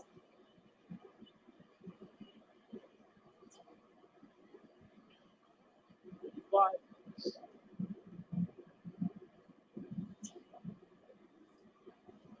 6.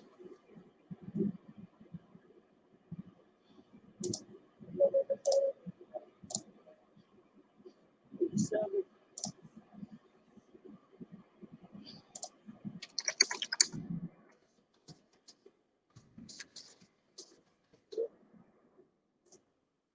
3.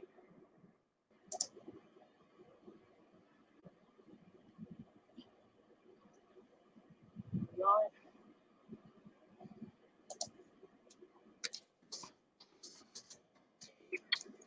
80.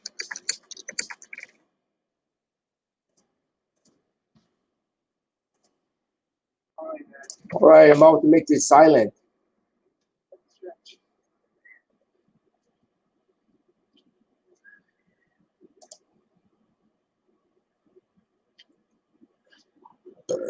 One.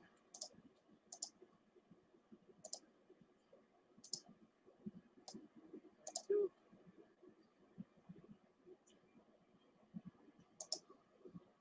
3.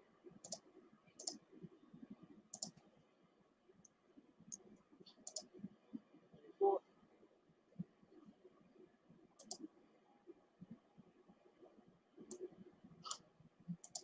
5.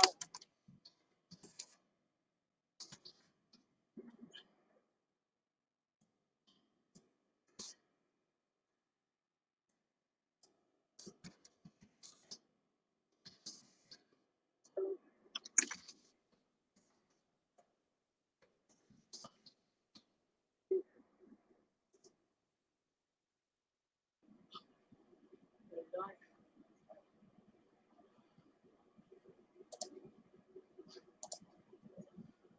Yes.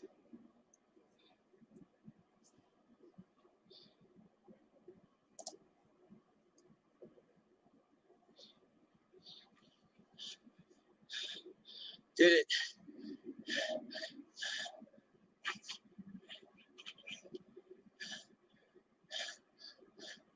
$200 a day burpee challenge. Minimum 100 a day. Finally done. To finish the finale, I did 1,000 burpees, 2 pump. That means I did 2,000 push-ups and 1,000 burpees. I did it less than 2 hours and I think it's like 26 minutes or something like that. I was hoping for better. I never done 2,000 push-up at once in my whole life. So with that, peace out. And you know what I'm going to do? For the ones that go at the end, I'm just going to make it a 300-day burpees challenge. Minimum 100 a day, man. This is not a challenge to me. This is a lifestyle. I want to be doing 100 burpees until I can't. That's just the way it is. All right? Peace out. How you doing, Augie? You want to come on? All right. I'm still here. Aloha. This is your Uncle Burpee Yoga. Today is the day. Today is November 3rd, 2020. It's the 200th day of me doing a minimum of 100 burpees. Military style, prison style, no jumps, just a pump or more. I'm just working on my YouTube, man. Saying, so I can't think of a better philosophical saying from Loti than this. The journey of 1,000 miles begins with one step. Sorry, I was going to change it to the journey of 1,000 burpees starts with one pump. No, I'm just joking. Anyway, I don't really have a rant. As you can see, I have a full day ahead of me. You know what I'm going to do already? We're going to grind through it, man. Yes. And just to let you folks know, I have not eaten anything since. How you doing, Augie? I'm fine. How are you? Okay. It's a very slow today. I'm mostly here just for support. So you love this YouTube thing, huh? Yeah. Is this what you signed up for? Sorry? Is this what you signed up for? Yeah. So I did it at the start of lockdown, like a lot of people over here. It started at the end of March, and I said, "Oh, once lockdown finishes, and after a couple of months, I'll give it all up." But here I am now. What, 8 months later? Near enough. 7.5 months later, and just the whole YouTube fitness community that we've got is brilliant. People like you from around the world, really, and yeah, I love it. Yeah, it's quite interesting. When I first started because I got bored of running a treadmill at home, so I started doing burpees, and I found Iron Wolf and Burpee King and Burpee OG. So I started posting video. Next thing you know, here I am, and now it's like a job. And I met so many wonderful people, just like you say, like you, and so many out there, like Adrian. There, I mean, it's at the end of the day, it's social media, so it's very strange, and I don't even have any other type of like Facebook or anything like that. So it's really, really strange to me. Yeah. So I use Facebook really just to try and get views. I'm a member of the town that I live. There's a few community groups, and I do get quite a few views from there. So that's and also I'm ex Royal Navy, and so keeping in touch with people who are long retired like me, it's a good thing. But I get everyone's got their own ideas about, and I don't want to discuss it whatsoever. But your election and COVID, yeah. And I'm thinking, old friends are falling out because they got different opinions. Yes. And it really thinking, why are you doing it? Just leave it.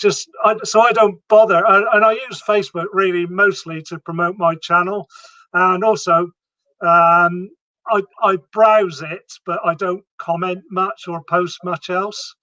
My wife uses it to keep track of all our kids' pictures, because one of the good thing about Facebook apparently is every certain days they will pop up, remember these pictures, and then we'll go, oh, look at them. That's what she uses it for most, on to keep track of her friends from Asia, But yeah, I don't even have a Facebook channel because I don't have any friends. No, I told my kids that, like I told my kids, like, you won't believe it, but when your dad was younger, I had a lot of friends. I could make friends easy, so super easy, no problem. But as you get older, you just don't want the hassle almost. My wife is my best friend, and that's all I need. Yeah, so my wife is obviously my best friend as well. But we got a couple of other couples that are really good friends of ours that we go out with, and we've got some others as well that we meet up. So most of them are ex-Navy and their wives. We meet up for a few drinks. We haven't been able to this year. We had something big planned in the summer, but we had to cancel it, of course. But that happens once every couple of years, because we're so spread throughout the UK that it's impossible to meet up too often. So it's good for things like that. But again, I'm not on Facebook. that much. Twitter I use again to promote my videos, and that's about it really. Instagram, I've got an account, but I just can't be bothered with it, to be quite honest. Yeah, I mean, I literally spend. I just changed my routine, so now I only post every other day. But when I was posting every day up to day 200, I wake up and spend anywhere from 2 to 3 hours just answering my comments. And then Yeah. after that, during the course of the day while I'm working, I'm still answering comments. Then around 4 or 5 o'clock before I start to do my real workout, I'm answering comments. And then I do my workout, I'm answering comments. I mean, it was my wife and my kids were just laughing, and then at the end, I got pissed off at me. Like, all you do is YouTube now. I'm thinking, oh my God. And then once I got monetized, I realized this has to stop. But then my sub count is not where I want it yet, so I just still work. And now it's closer to where I want it. So that's why I stopped doing every day and just do every other day. I haven't stopped working out. I mean, even though I posted the video yesterday, but that was day 201 and day 202. And I just did 203 yesterday, and today I'm doing 204. So I'm not gonna stop, but I'm gonna stop posting in YouTube every day because I can't commit the time. It's crazy time. I never signed up for that part.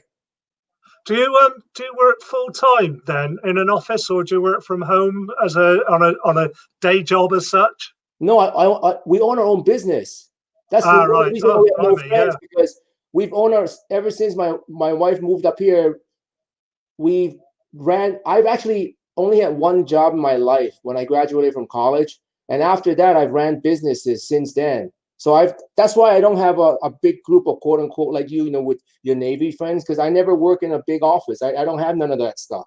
I've always been quote unquote self-employed, running my own businesses, and most of our businesses doesn't involve a big crew. So I will meet some, but in general, no. So so my life is kind of interesting and strange in the sense that everything virtually is done just within my family. Yeah. It's well, I'm completely different because after I left the Navy in 2005, I had my own business for a short while, and I made it very successful, and I actually got an award for being sort of like getting my business on track as one of the quickest people in the line of business. But I'm different than you, and because I was in the Navy from the age of 17 until the age of 45, I'm used to being around other people, and that's one thing I did miss. So I'm back in now like a corporate office, if you like, and I enjoy that. I've tried working from home in the last few months through necessity, but it just doesn't work for me because my wife's got her own life. She's retired now, and she runs her son's admin for his business. So we get in each other's way.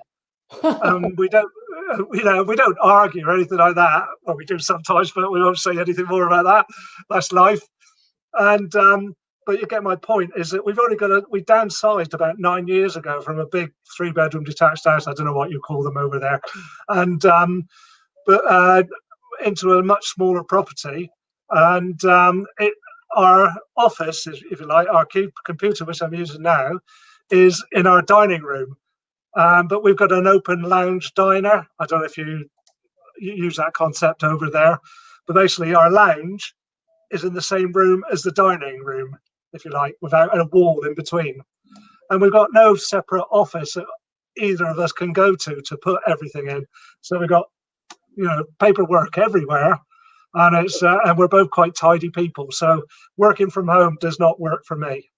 Yeah, that's all we do. Well, I mean, we have an office, so when I do streaming like this, I go to my office because we have like a fiber net here, so it's fast. So I can't do it at home. So, but even then, I mean, our work is pretty much all I need is a phone. That's why I like to do burpees so much, because for that 1 hour, I can't use my phone. Then I don't have to work. Yeah. Same thing with yoga. When I used to do yoga, But even like when I'm doing live streaming now, I'm still messing with the phone every now and then, because I can. But when I did yoga or when I do burpees, you never see me touch the phone, even though it rings, whatever. I just silent it, because that's like my meditation. Because I don't know. It's I don't know. In hindsight, when I graduated, I sometimes wish I went into the military, because then I would have a pension and retirement and all that stuff. But then I get to choose when I want to work now. So it's like two different things. There's two sides of a sword. There's no better side. They're both just two different sides of the coin. Yeah, absolutely. Yeah, totally agree. Each to their own, and we can't all do the same things anyway. But it's I'm glad I started the YouTube and thing, because meeting people like you and Jen and Brad and everyone else, that PJ, who's he's only across the water from me on the Irish Sea, so we're hoping one day that we could meet up for a beer somewhere in either Ireland or over in England where I am. Well, I mean, when this thing is done, my kids definitely want to go. Go back and visit Europe, because we don't go to Europe that often, because I was always worried about pickpocketers and stuff like that. But now they get older, I don't have to watch after them. So for sure, if I get to England or where PJ is, I'm gonna give you guys a heads up that I'll come to meet you guys. For sure. Just give us plenty of notice, and no, maybe we it'd can be like arrange we're coming in a month or something. Yeah, don't worry. Yeah, yeah. So, what do you do? Any other exercise at all, or is it, because I suppose this is a good workout anyway that you do? I used to do jiu-jitsu and stuff like that, and then my wife got me into yoga, so I didn't do anything except yoga. And then for the last, I would say, 4 or 5 years, I did yoga on a whim. While I was doing yoga, one of my working buddies told me he wants to do what is called like a Tough Mudder, which is like an obstacle course running. So we were going to sign up, but we passed the deadline. So I go, well, I wanted to do something to do with running. So I signed up for the marathon, but I had like 2 weeks of time before it goes. So I tested myself, and what the heck, I finished the marathon with just yoga training. And then after that, I try a Olympic triathlon, but that one I did train for, and I finished that. And that's it. And then I've been doing yoga since then, until I found burpees like in April of this year. And so now I incorporate the burpees. And now I'm going to do the PJ thing, which is trying to do another half marathon. But I don't know if I can do it in 10 minutes, man. I don't know. I mean, he does it in kilometers, but I go by miles here. So you do over what there. he's trying to say is he wants to run his half marathon on a 10-minute per mile for 12 miles, right? Yeah. I don't think my body can do that. No, well, he's only, I think he's only 29 or something like that. Yeah, I mean, at his age, I could probably do it, but at my age, man, I mean, I'm not sure if I'm cut out to run that fast for 12 miles. I can do it for like 3 miles, which I've been averaging like below like 9 minutes something for 3 miles, but I don't know if I can handle doing 12 miles, at 10-minute pace. So I'm going to try today. Today, I'm going to try to run 10 miles. I haven't ran 10 miles since the marathon training. So the longest I ran since then has been the 3 miles I've been doing that I've been posting online. So today I'm going to try to run 10 miles to see what it feels like, Yeah. No, even when I was younger, I've never really been into running. It's not really been my thing. I remember when I was at school, I used to do like 800 meters and 1500 meters. I hated it. Yeah. So I hate running. I didn't really do it. I'll tell you a story about when I was at school. I won the school, I can't remember if it was 800 meters or 1500 meters, but all the girls got together and said, whoever wins that race, we're going to give them a kiss. So as a 16-year-old, getting all these girls kissing you was absolutely spot on. But I remember that to this day. But when I was in the Navy, in the military, you have to do running, and I did it. And I did it, and I did it outside of work as well. But I was more of a gym person, and in the 80s, I wanted to be like Arnold Schwarzenegger. As I'm in my 20s, thinking I could be like him. of course, that was utterly ridiculous. But now I think I do running now and again, but not a great deal. I think I do a maximum of about 3 miles. So I can't imagine ever doing half a marathon, let alone a full marathon. Yeah, I mean, I actually I hate running. The first memories of me running was in high school because in the U.S. you have to be quote unquote well-rounded to get into college. So I was just mostly studious. So junior year, I signed up for cross country and 400s, right? And then I started running from there. And then I ran 2 marathons before I moved up to the mainland because this is in Hawaii. And I just hate running. That's why I don't do it. But you know, I gotta do something as a challenge. I can't just keep doing burpees forever. I try to do my muscle up here, and I try to do my handstand. So I just add the half marathon to it just to change it up. And I kind of know that you were trying to bodybuild because looking at the shape of your body and your muscles, so I knew you were trying to be big before. Yeah. You know, now at the age of 60, I just want to be lean and keep my muscle mass. And I don't lift ridiculously heavy weights, you know, because I'm not that strong, but I do what's good for me. And I think that's the same with everything. What you've got to find an exercise, and that's what really my channel is about, finding an exercise that is good for you, that you want to keep going back to, not just as one-off saying, oh, I bloody hate that, I'm never doing that again. Because then, you know, you've got to try different things. I agree with that, but you've got to find something at the end of the day that you enjoy. And if you don't enjoy running, don't run. No, I'm only doing this challenge for the sake of that 12 mile, because that'd be interesting if I could do the 10 minutes per mile. That would be like something that I didn't think I could do in my 50s. That's the only reason. After that, I'm not running. At the most I'll run is 3 miles. That's it. But then you've got a goal there, haven't you? Yeah, you've got that that's challenge. it. And I mean, where for me, running would just be an arduous thing to do because I've got no goals. Yeah. I mean, I'm thinking today. I'm thinking today my average is probably going to be 12, 13 minutes per mile. And you know what is really bad is if you think 12, 13 minutes per mile, I can literally walk almost as fast as I can run. I remember on my last marathon, I was running and there was a guy in front of me who was walking and I could never catch up to him. I mean, what the hell's going on? How come he's walking? I can see him walking, right? And I'm behind him, like far away. I'm going to run and catch up. I never caught up to him. I don't understand. Like, I'm running. I'm not running like that slow. It was bad. But hey, for that marathon, only thing I care about was finishing, and I finished. But it dawned on me, like, maybe it's just like walk fast, you know? Yeah. Well, you know, I see people like do the at the end of the London Marathon. If they get to the end, they're literally crawling. And I'm thinking, oh, madness, or stuff like that. I mean, talking about walking fast.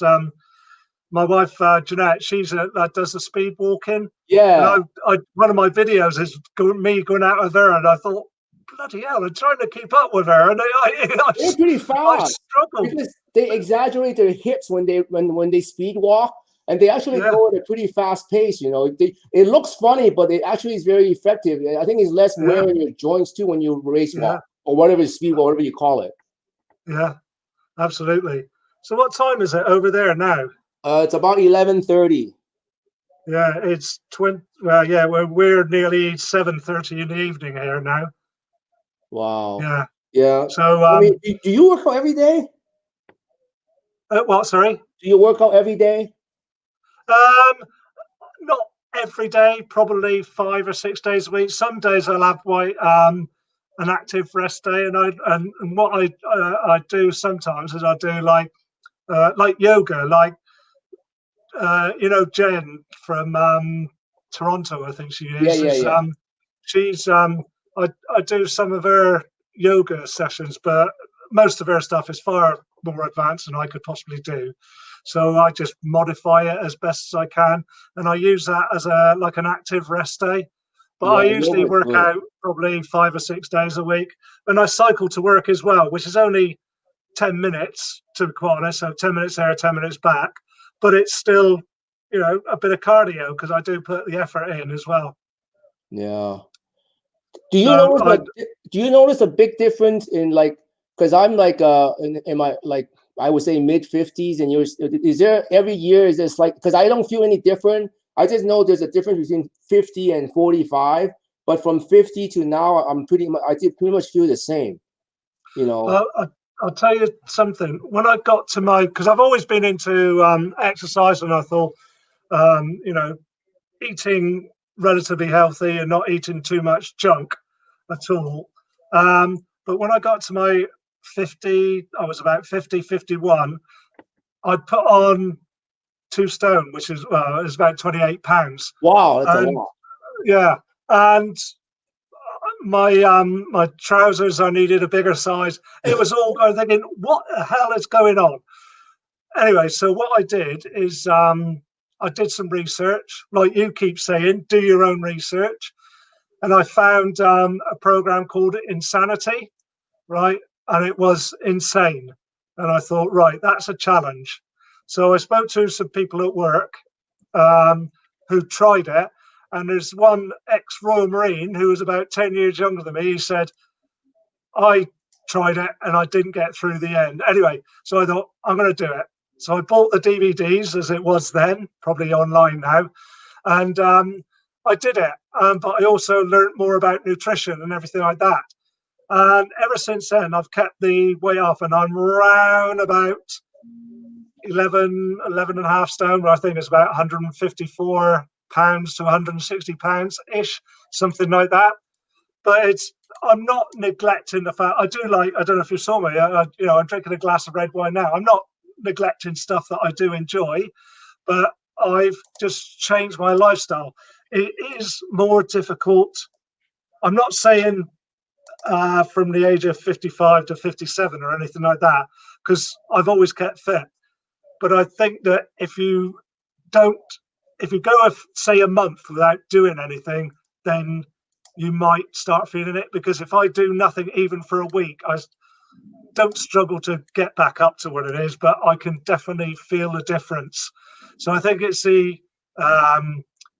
got to continue to do something, and then it won't slip. It is going to slip as you get older, no doubt, but it will be smaller slips than if you did nothing. Do you get my point? Yeah, no, I've always been active. I've never had problem with my weight. I never gained a lot of weight. In fact, when I know when I was younger, I tried to gain weight and be like buff, and my body doesn't do it. I try to take whey protein, all that junk.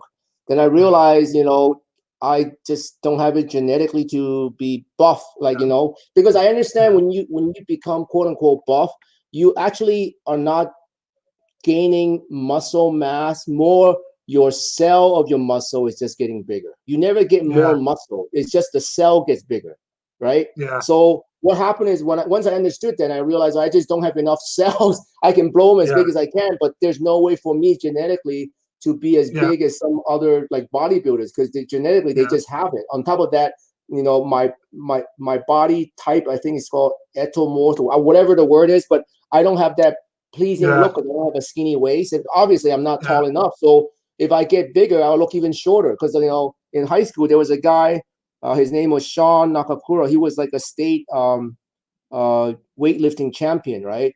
But he was like short, and he was like shorter than me, but he was like yoked. Like he was like Arnold, like Franco Columbo kind, you know. But he, I mean, to me that it looks nice, but he just looks like a little midget, and I didn't like that. So I just end up trying to be fit most of the time. And so I don't think I have a problem with putting on weight, but I'm just wondering if my physical performance is going to decline as I get older. You know, that's where I don't know. And I think that it's just aging. You can't stop it, but you can slow it down. And I think that's the yardstick that I use. Is that as long as just like you said earlier, is that as long as you can keep doing the exercise and the yoga and whatever, you will keep doing it. There might come a time whereby your body says, you're doing too much, slow down. We don't know. We can't. None of us have got a crystal ball. But you know, naturally we do age, and things do start going wrong. if you like. Touch wood, I'm still able to do what I could do. I'm probably fitter, comparatively so, than I was in my 20s, because I'm now 60, but I can do a lot of things that most 60-year-olds cannot do. But there's no way like, I could do the splits in my 20s. I can't do the splits anymore, for Dang. instance. Yeah. Then you can do handstand before too. Yeah, and that's another thing. And I've got arthritis in my shoulder, so that's handstands are completely out of the question now, because I can't even do dips. I can do press ups or push ups, but I can't do parallel bar dips. It's just too painful. It's absolutely kills me. And so like handstands as well, because there's too much pressure on my shoulder, I just collapse. So I've got to live with it, and you can't get rid of arthritis. So I just live with it, to be quite honest. Okay, this is very stupid. Everybody knows what arthritis is. I know what arthritis is, but what is arthritis? Like I know what the word is. I know it's a pain thing. So is it like a joint sore, or maybe I even have arthritis? I don't even know, because I don't go see doctors. So there's two different things. There's rheumatoid, which is a lot of people get it in their fingers.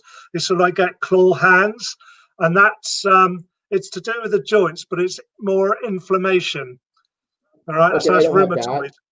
Yeah, and the other thing, which is what I've got, is osteoarthritis. Is where basically the bone wears away, and you get sort of like little spurs poking out your bones. It's like little fine hairs, but it causes intense pain. It's like when I'm doing a lateral raise, right, with a decent weight, then I can feel it. So that's another thing I've got to be careful of. So the difference is that whereas rheumatoid arthritis is more inflammation, osteoarthritis is more like bone wear and tear, if you like. I suppose that's the easiest way I can do it. And I've got osteoarthritis. So what's the difference between that and like a shoulder impingement, which I've had for like the last few? So now it's much better. But so that could be before with a shoulder impingement, like if I lift my arm straight in front of me or up, I mean literally I would feel pain. But now it doesn't anymore. But that's not that's an impingement, right? That's just so an impingement can go away. It's basically the what is it? The tendon is being squeezed. The tendon or the cartilage can be pinched, or a nerve can be pinched, or something is temporarily blocking it and causing the pain. Arthritis you've got for life. They can inject you with steroids, I think it is, but all that does is mask the pain. It doesn't actually cure it without an operation. And I'm not going to go down that route. It's not that bad. I know got a family member who's had both his shoulder joints replaced due to it just being gone past a point he couldn't do anything. But he's like been sort of like a carpenter all his life, and he's now in his 70s. So a very active job, very physical job. And he says it's caught up with me. And he used to play water polo when he was younger as well. Oh, okay. So I don't want it. But now I kind of, because everybody knows I have arthritis, but then until you have it, you don't really know what it is, or until you get diagnosed and your doctor tells you have arthritis. Then you go, oh, this is what arthritis is, because everybody knows the word arthritis. Yeah, is that so? I've had it for now probably 5 or 6 years when I first diagnosed, and it didn't occur to me because I was fit. I was a bit naive. Because I was fit, I was never going to get anything like arthritis or blah, blah, blah, blah, blah. Nothing was going to go wrong. But at the end of the day, at the time, I was in my 50s. Like I said to you, no matter how much good nutrition you eat, you keep fit and everything like that, you can slow the aging process, but you can't stop it. And we're all going to die at some stage. Yeah. So, death is part of living, if you like. It is. I mean, it's I'm not afraid of dying in a sense that, I mean, everybody's gonna die, but I'm actually this sounds morbid. Like I'm always curious what happens when I go. Yeah, I know what you mean. My theory is and I said it on the rant before, like if we're here just one time, it'd be just like what Carl Sagan said about, if we're the only sentient being in the universe, it'd be kind of like a waste of space because universe is so big. So if we're only going through this journey once, it'd be kind of a waste of time and our experience. So my theory always has been, when I leave here, I don't think I go to heaven or hell. I think I'm probably going to be given a choice or something, whether I want to come back or not. That's what I believe. I don't know what's going to happen. Nobody knows what's going to happen. But that's what I believe, that we get a choice to come back, or we get a choice to just not come back. Yeah, yeah. That's basically it. Is that everybody's, as this is, you get some people who say that they've been like a near-death experience and they saw this or saw that or saw the other, but but I don't even know if that's true, even if they are alive and they said, oh, I was so close to having or dying because of my heart attack or whatever. But you get, or in a car accident is one, isn't it? People, going in a car accident and they see their life flash before them. And they say, well, what does that actually mean? How can you see your whole life flash before you? And you're in a car accident, but you do actually survive. I suppose unless you've been there, you don't know. Yeah, but see, in the Chinese, it's not philosophy, but in the Chinese culture, I think they believe in a form of reincarnation. So it's very strange. Like, for example, even between me and my wife, we both believe we were married before. We both believe we know each other from before, but I think I was the woman and she was the man, and this time is reversed, because there's just no way. There's just no. I mean, it's really amazing how fast we're connected and how fast we got married, and it's unexplainable. So in the Chinese culture, there's always a saying like that. There's no meetings that you meet with people that's coincidence. They're always meant. You're always meant to meet them, and they usually were your past life something before. So sometimes they will say they were your past enemy that you have to pay the debt back to, or they're your past friend. That's why they're giving so much gifts to you. So that's a Chinese culture thing. I don't know how to explain it non-Chinese way. Yeah. So the older I get, the more I kind of see that, that there's really no coincidence, because it's kind of very strange how some people are your friends and some aren't, and then or some people just chooses to help you a lot, and some people just choose just to want to waste your time. Yeah, I get that, and I got friends who believe, they're sort of like born again Christians, if you like, and they heavily believe in the afterlife and all that kind of thing. I'm not dismissing that completely, because I don't know. Some people believe it and some people don't. I sort of like sit on the fence with all things like that, and the paranormal and stuff like that. I want to see a ghost, by the way. Yeah, you want to, or you have done? I want to, because there's something after, or there's something that's beyond. That's something that's beyond the four planes of reality, right? Right. So Okay. So we have 4 planes of reality, I think. Is that right? There's the 3-dimensional world, and then there's time. That was the 4 planes, right? So if I see a ghost, that means there's a 5th plane. Yeah. That's interesting. Yeah, because right now we're defined by our perception of the 3-dimensional world, and we're defined by time, which we can't control. We only have the present. We can't go back to the past, and we can't go forward to the future. And then, but if there's a 3rd thing came, that's outside of that means there's another plane, which actually many people believe there's a different plane. And did you hear the rant I did about the fortune teller? I may have done, but I don't have a great memory. Okay, so I went with my friend to see a fortune teller, and this fortune teller is famous in Macau, right? Doesn't know anything about us. So typical fortune tellers, right? You sit down, they talk to you, and then they try to figure out what you are, and then give you broad answers. So you go, "Oh yeah, man, I like the color pink or whatever," right? Because it's a whole business, right? And I actually know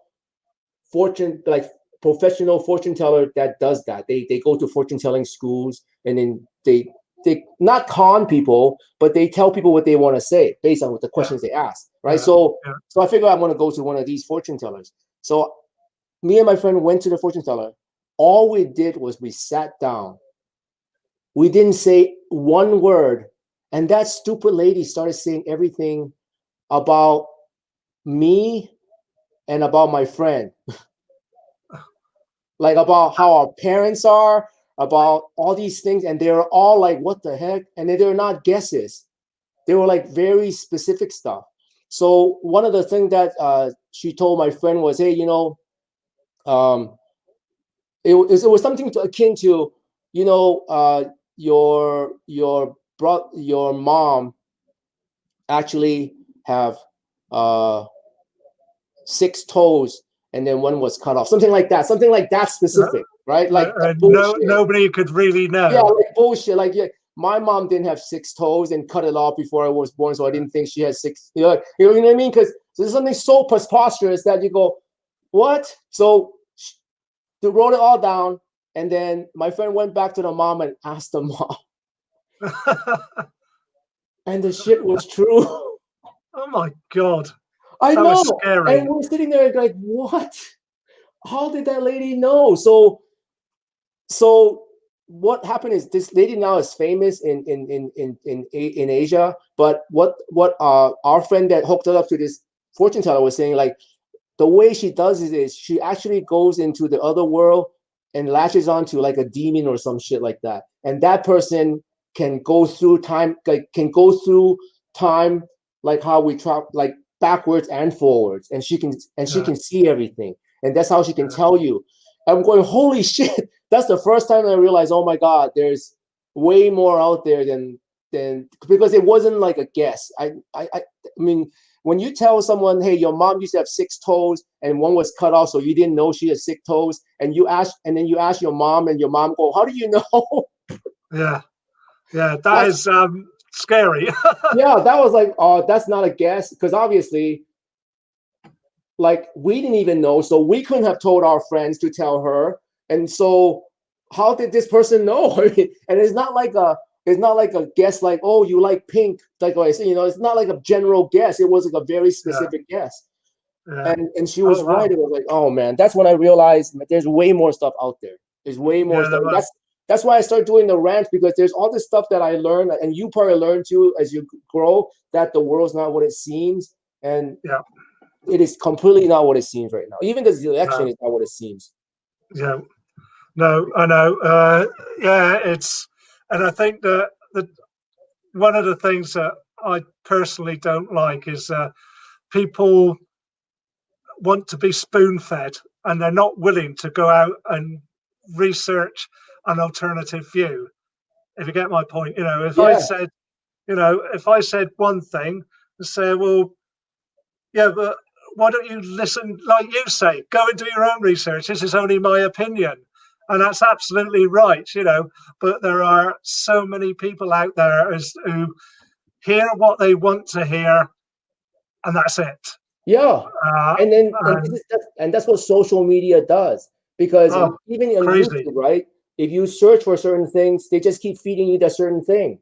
So if you search for that one thing you're searching for validation, they're going to give it to you all day long, that validation.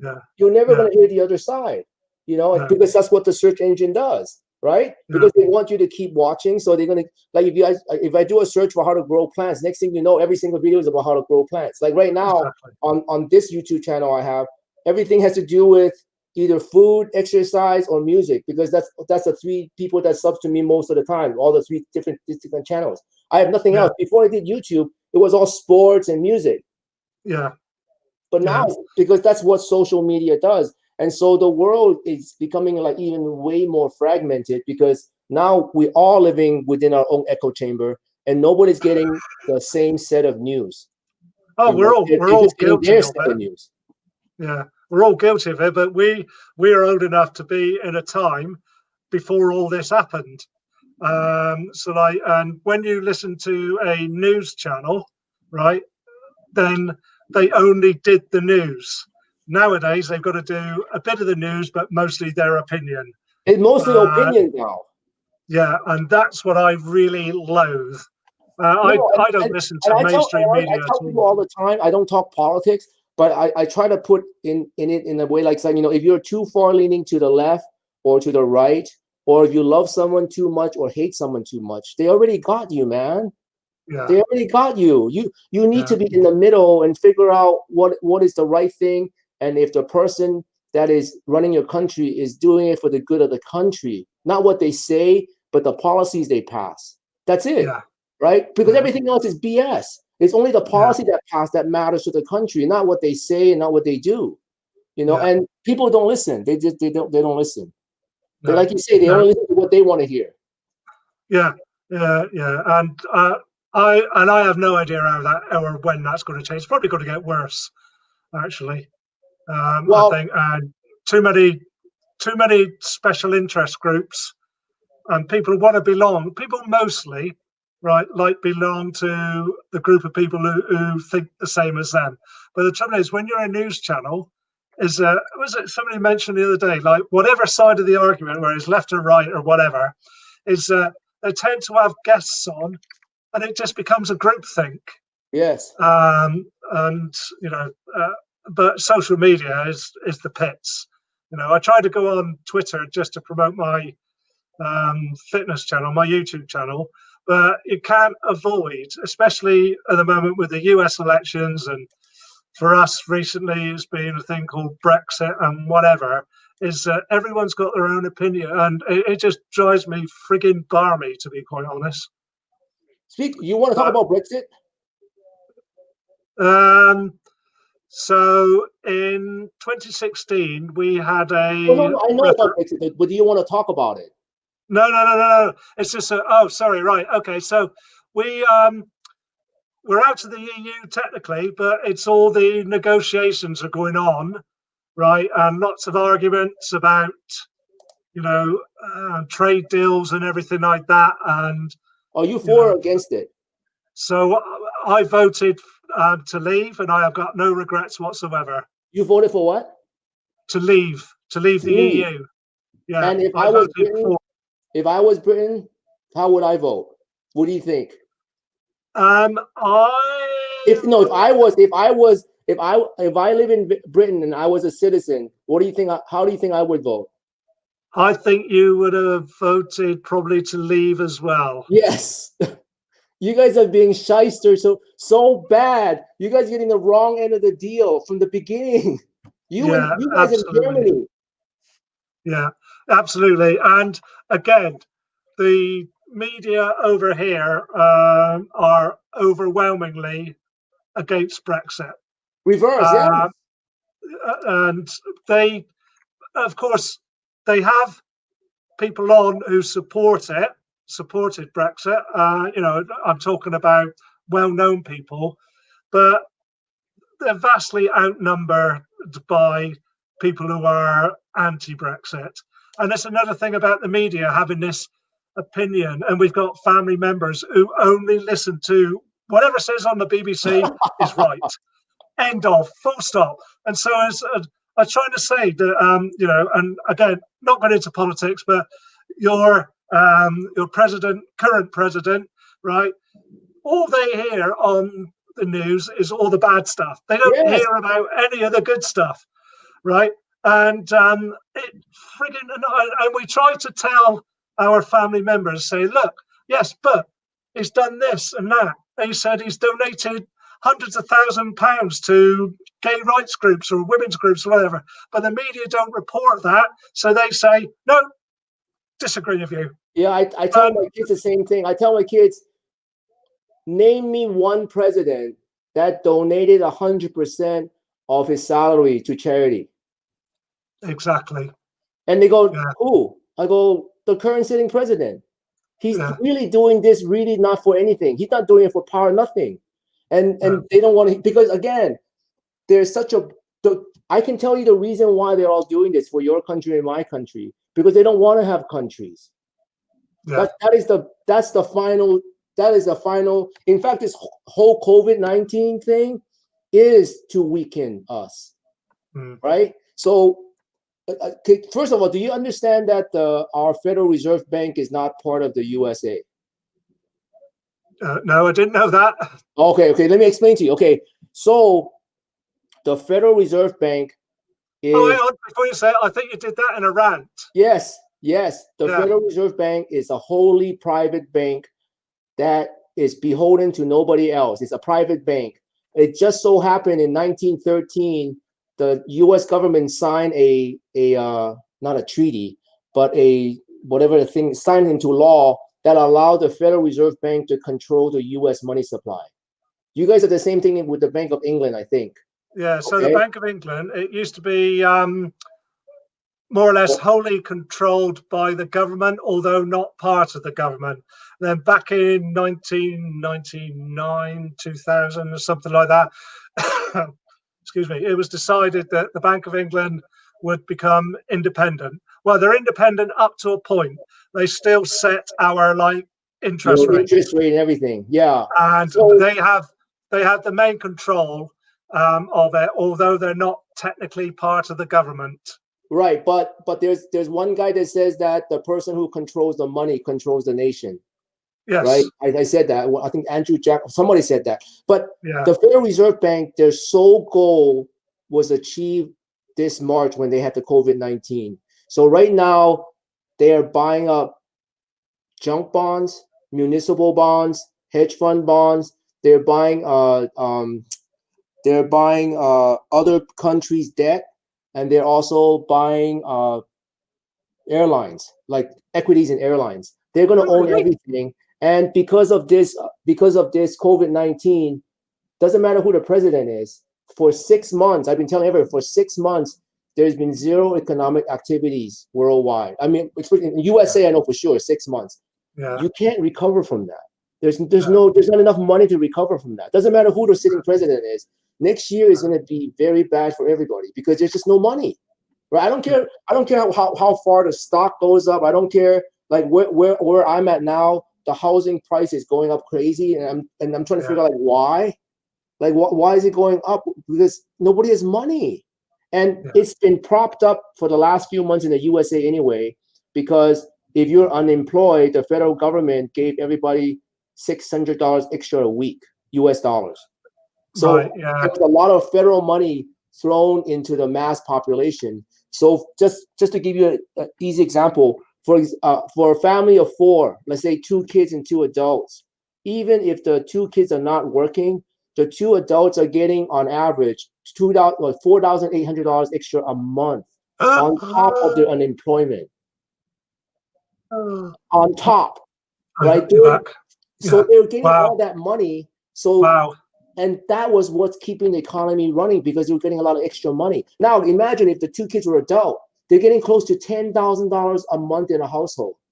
Free money, right? If the 2 kids are 18 and above and work, or if the kid, like for example, in America, you can be 16 and start working. So your kid's 16 years old, start working in Jack in the Box or whatever fast food place you guys have there, and they got laid off because of COVID-19. The government goes in, gives you unemployment and $600 a week. Wow.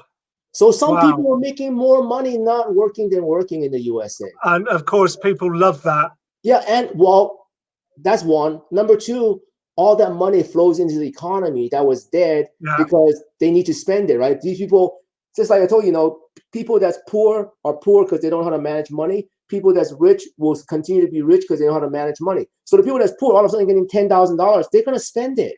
They're not going to hold it. They're going to spend it because that's what they're used to doing. So that kept our economy going, but that stopped already, right? So that thing has stopped. So right now, everybody's waiting for the election. They just called it. Biden won, right? Yeah. So now we're going to see in the next month what's going to happen. And me and all the clients that I work with, they're all thinking it's going to be bad next year.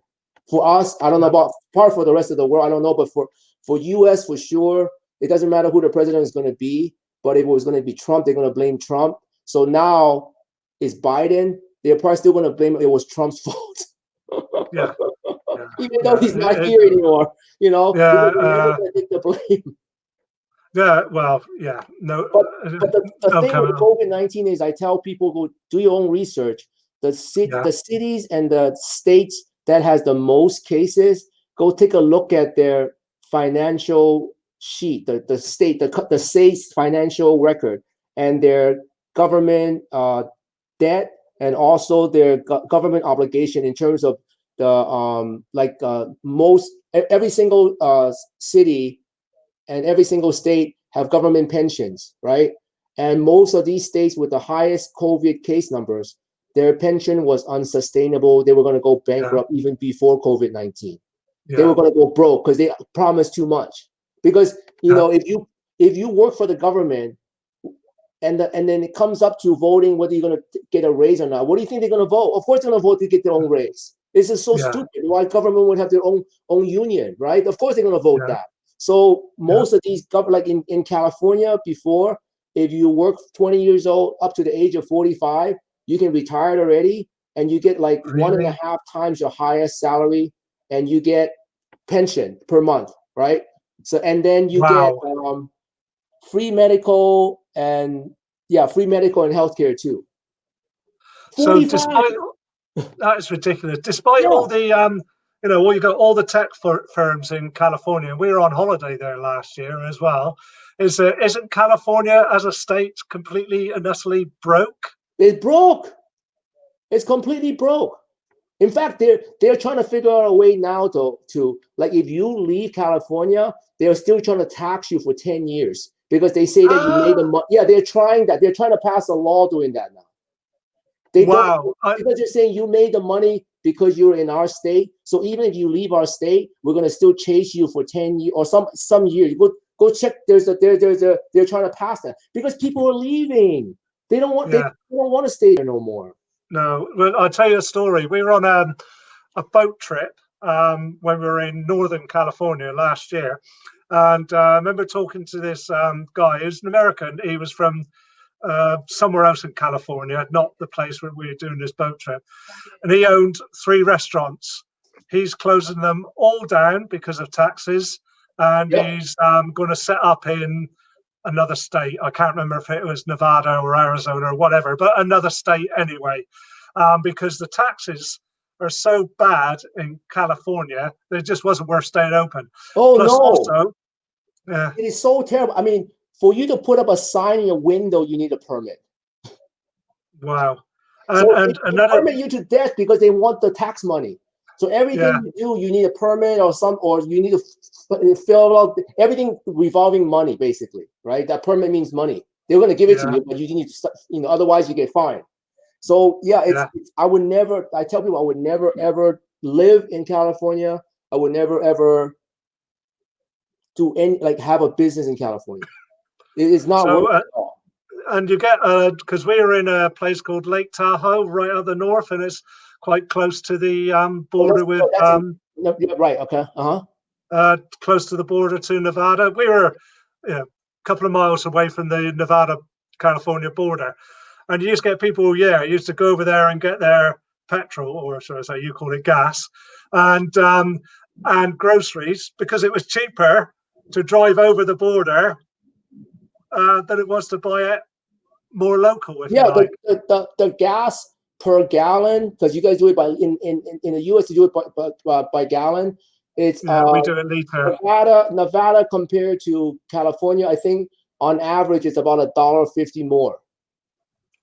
Right? And if you go to the East Coast, compared to the East Coast, it's almost close to $2 more. So for example, like right now on average, I think the gas in Nevada is around $2.60, $2.70, Arizona around the same, but in California it's probably like $3.50, $4. Because they claim for the environment, they have to have their own special blend of gas. I'm not kidding. They have their own special blend of gas. Dear. No. We're glad we did it last year rather than trying to arrange it this year. That's for sure. But yeah, we learned a lot about California, and I suppose coming from the UK, going to California on holiday, and we did a 3-week tour, and it was great. But everybody, even local Californians, said it was so damned expensive to live in California. And it was. We found that as well. It is terrible. I would, and then the traffic is bad. Anywhere you want to go is an hour. There was a movement for part of California to succeed from itself because number one of politics, number two because they just don't see eye to eye at all in everything, the way they live and everything. So like the middle of California, like the middle and then up north, that part minus San Francisco area, they want to succeed from California. They were trying to, but I don't think it's possible. Most of it's farmland. How would that work? But yeah, it's bad. I don't like going to California. Sure, there is still a nice place, but it's just the politics of it, and they're just too outlandish, and all the stuff they give is crazy. Yeah, and it'd be interesting to see now that Biden, assuming that there's going to be, apparently things are going to go to the Supreme Court, and I don't understand any of that at all. But let's just say that Biden are things going to change, notwithstanding COVID, but are things going to change drastically? The consensus is our taxes are going to go up. The other conspiracy theory is we're going to have our first female president. That's over here too. Given that's the consensus that Biden's is only a stopgap, and Biden's not going to make it through the 4 years, and we're going to have a female president. Yeah, isn't she a bit even more way out there? I have no comment on her because none of them are good. Well, that's one thing we can agree on. But it'd be interesting to see. I can just tell you to go do your own research on. It's all on the internet. Her whole record is all out there. Yeah. And I think a lot more funny. I find it very funny for a part. Number one, why we only have two parties, I don't understand. I understand why, but I don't understand why the people don't complain. Number two, for a party that is supposed to be so diverse, how did they end up picking an old, close to 80-year-old person to be the presidential candidate? I don't understand. No. Lack of talent elsewhere, or no. I mean, a lot of people love Andrew Yang. I love Andrew Yang not because he's freaking Chinese, but because number one, he was an entrepreneur, and number two, he laid out all the plans of why and how we can get our country back to where we're supposed to be, and knocked out. Yeah. And he doesn't play. He doesn't play. What is that politic called? When they care about whether you're gay or not gay, and then identity politics. Identity politics. Yeah. Yeah, he doesn't play that at all. Everything was based on facts and research.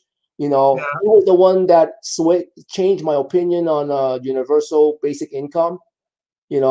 Because I didn't believe in that. I believe if you give someone $1,000 a month, they're going to be freeloaders and not work. But I don't believe that's to be the case because I think everybody needs a purpose. Obviously, will there be people doing that? Yes. But overall, majority of the people will want to still work.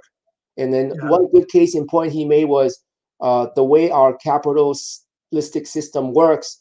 Some jobs are very valuable, but makes no money. Like the example he always gives is like his wife stays at home, don't make any money, but takes care of his two sons, one of whom is autistic, right? Yeah. No money, but she's doing great work for the two sons, which will in turn contribute to society. How do you calculate for her money? So in our system now, there's no calculation for her. She's zero. Same as over here is many years ago, right up until the late 1990s, right, you used to get what was called married person's allowance. In other words, if you were married, right, you paid less tax. Yes. That was got rid of. And what they've done over time, the governments of the day didn't say, oh, we want this to happen. What they did is that they step by step, they virtually forced, and it was mostly the mothers who stayed at home to look after the kids. And what they did was basically, like house prices going up, for instance, is to ridiculous levels. And so therefore the mother has got to go out to work rather than staying at home looking after the kids, which is probably one of the most difficult and extremely important jobs in the whole world. And like you say, but it's an unpaid job. But the government seems to put these policies in place, probably the same in the States and Canada and elsewhere as well, is that they've been forcing mothers who don't really want to work to go out to work. If a mother wants to go out to work and put her kids in nursery or whatever, great, fantastic, brilliant. But being forced to go out to work when you don't want to is a different thing altogether, in my opinion.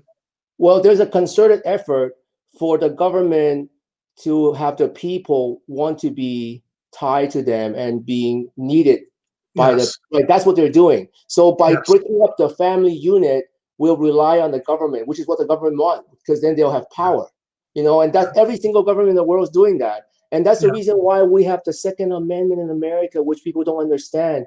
It's not really to protect me against you or the fellow citizen. It's for us to protect against our freaking government. And even our American citizens don't understand that. I find it so strange. I'm an immigrant, and they don't understand why we have the Second Amendment for gun rights. It's to fight against our own government, not yes, protecting myself. Yes, that's true. But our founding father, they won independence because they fought against you guys for freedom, right? So they understand in order for them to be sovereign, they need to have a way to do that. And that's why we have the Second Amendment to right to bear arms. But people think it's no good. And then I always ask people this question: what do you think? Okay, if everybody in a city were required to carry a gun, what do you think the crime rate would be, higher or lower? Oh, exactly. So what does that tell you? What does that tell you? So come on, and they would have they no argument. Oh, but then if there's more gun, there's going to be more accidents. I go, no, there'll be the same, maybe even less, because everybody would know how to use a gun, right? Because you're required to have one, you know how to use it. Same thing with a car, So, but of course, we won't have that. Yeah. And again, I think that a lot of the so I say fear, is that a lot of the people still get a lot of their knowledge from the media, and the media are talk bullshit most of the time. The media right now, they have an agenda. The agenda is aligned with the fact that they all want bigger governments. I don't know why that is, but and that's the first two places to fall right now would be you and us, right? Yeah. And then they I think that's what they're trying to do their most right now. And then my guess is when you guys and us fall, then everybody will fall in line. I think that's what's happening right now. In China right now, I'm Chinese, and I just absolutely do not like what China is doing. No. China is going to run around it's going to run and around to control the world, and now USA is going to be part of China, I'm pretty sure, and with Biden coming in, because Biden will kowtow to China all day long. Yeah. Well, he's got form for that, hasn't he? He's got what? He's got past form for sucking up to the Chinese. He will. I mean, one thing that people like, I did the rant on the penicillin. Remember the antibiotics? Yeah. Okay, so Trump during his advertisement was the only one that says that we're gonna bring drug producing back into the USA, and for most people, they would have no clue what that even means. Yeah. and it's a national security. And most people, they don't even understand that penicillin is not even like 100% is made by China. They have no clue. They have no clue all this stuff. And so the policies that he passed was for the betterment of America. But like you say, the stuff that's coming out of the news is completely the opposite about his tweets and whatever. I never read one of his tweets, by the way. I don't have me neither. No, me neither. But yeah, it'd be interesting over the next year or so. One, how long Biden lasts for, but two, how things change in America. And if America, you know, we have a saying over here: America sneezes, then the rest of the world catches a cold. You know, because you are. Yes, but it's never the other way around. I would suggest you read a book called "The Accidental Superpower." It's by a guy named Peter Zion. Because I read that book during, I think it was during Obama's presidency, and it was very interesting because the book talks about how we are the accidental superpower of the world, simply not because of our politics, simply because of geography, demographics, and also energy, right? Yeah. And he was, most of the stuff he mentioned is correct. The one thing that the reason I brought up this book is because you said that when the American sneezes, everybody catch a cold. In the book, he says that whenever there's a global recession, it always starts in America and then the rest of the world gets it. But there's never been an instance where certain parts of the world has a recession and it gets to America. Correct. Yeah. So it's the same principle. That's the reason I brought up the book, because the book said that. And the reason is because of our unique, not because of politics, because our uniqueness in geography, our demographics, and also our energy. We have a lot of energy. We're like the #1 producers of oil now, right? You know that, right? We just became that. But we could always have been that, but we didn't. You know, and we produce, like right now as a byproduct, we produce way too much natural gas, which we don't even need it, right? So yeah, it's going to be interesting, but right now we're in so much debt because of this COVID-19. So I don't know what's going to happen, and we can't. And the whole world's in debt as well. Yeah, well, this happened before COVID-19, like towards the end. We live off debt. Yeah. I mean, towards the end of 2019, the economy globally was slowing down already. So there were going to be a reset, and they're just blaming COVID-19 for it. It'd be interesting over the next few years, once people start trying to recover. I don't know. It'll have to be a global thing, which I think is what powers that be want. I mean, I really honestly don't know how they do it, because right now, the big companies are actually thanking God for COVID-19 because now they can automate. They can automate, saying because of safety, and then they're never going to hire those people back. And then restaurants now have a whole different criteria of doing business, so that people are used to eating at home and take out. So the restaurants, as the way it is now, is no longer viable. Maybe to a small segment it'll be viable.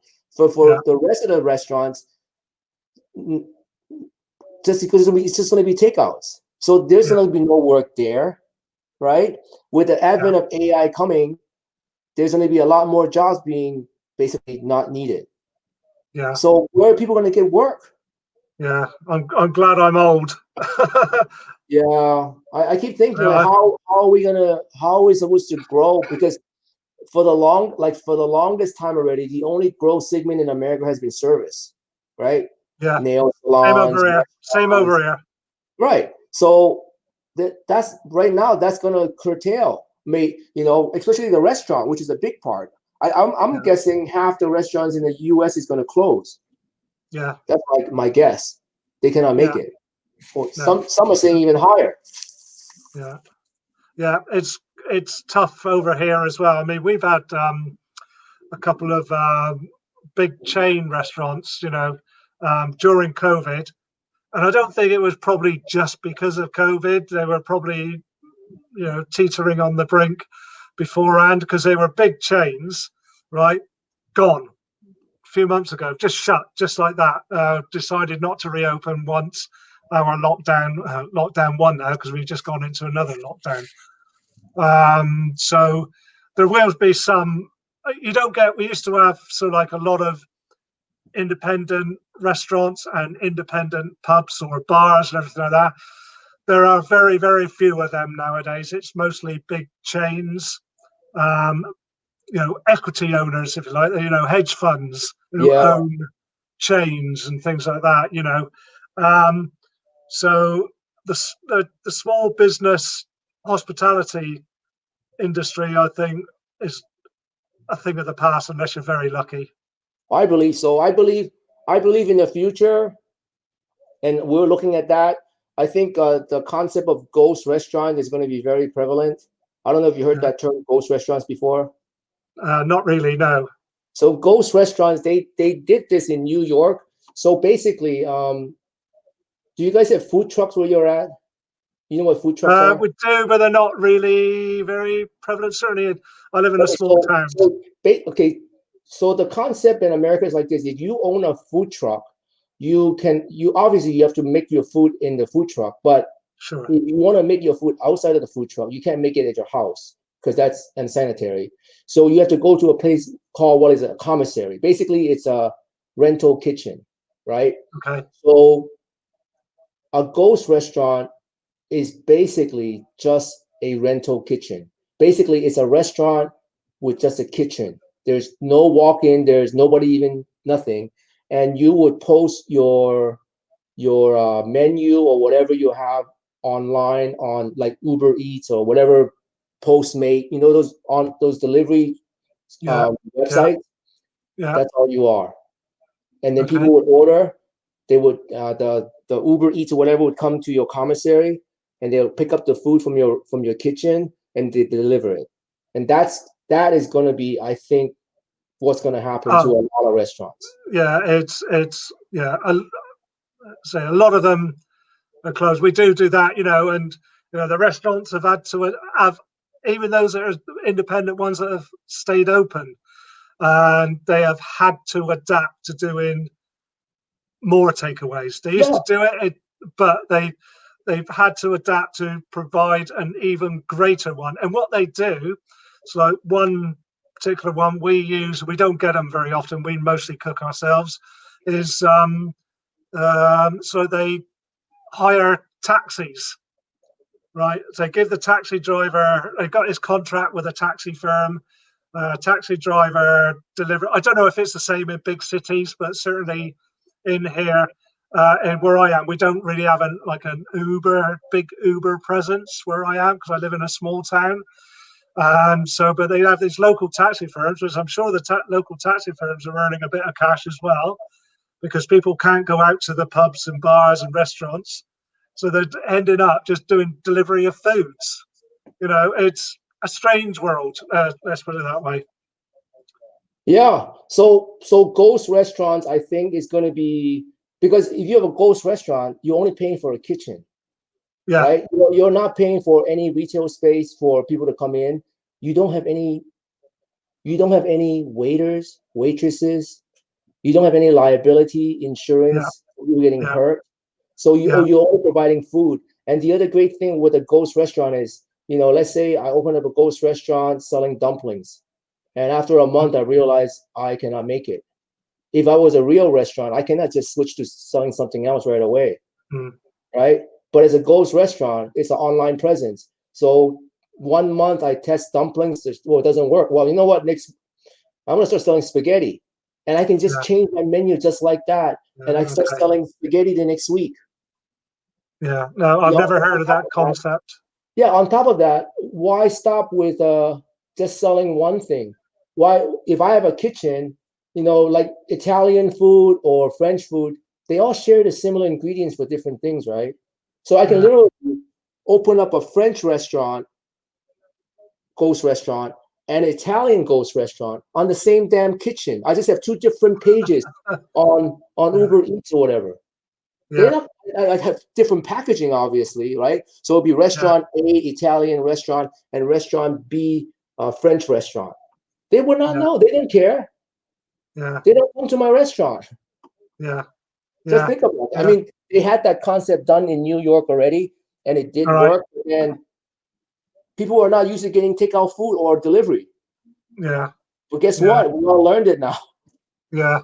Yeah. I must admit I've not heard of that concept. It might be a thing, maybe in London, perhaps. I don't know. I really have Yeah. no idea. It's gotta no, you gotta have the mass of people. So if you live in a Yeah. it's gotta work for a city of a certain size. So if your city is not that big, it wouldn't work because you wouldn't have the I guess the volume. But in New Yeah. York it did work. So they had a company.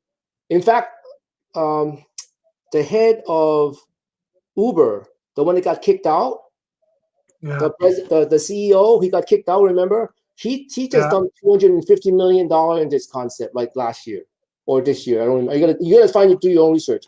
I remember checking it out. I mean, that is going to be the wave. I think that's going to happen in most big cities because people are now taught to do takeouts. They're Yeah. taught, you know. Yeah. And even in Yeah. Hawaii, one of my friends told me that his next door neighbor is a restaurant, and even when they were allowing people to go back and eat there, they still kept it closed because if they kept only as a takeout, they only have to hire one waitress just to do the Yeah. takeout orders. They don't have to hire Yeah. anybody. They don't have to wash Yeah. dishes, and they don't have to Yeah. do anything. They just have to cook. And then Yeah. so at the end, even though they made quote unquote less money because there's no walk-in traffic, they were Yeah. still more profitable. Yeah. Because they didn't have to pay the wages. Yeah. So Yeah. So me and my wife is looking at that, but we're kind of, I'm not sure we want to be in the restaurant business. Yeah. Yeah. Oh, Maybe see what it's like in a couple of years. yeah, well, you never know because I know it's not that hard to open up a ghost restaurant. I just have to do a commissary and then put up a couple of pages on a different like different websites, Uber Eats, Yeah. Postmates, or whatever.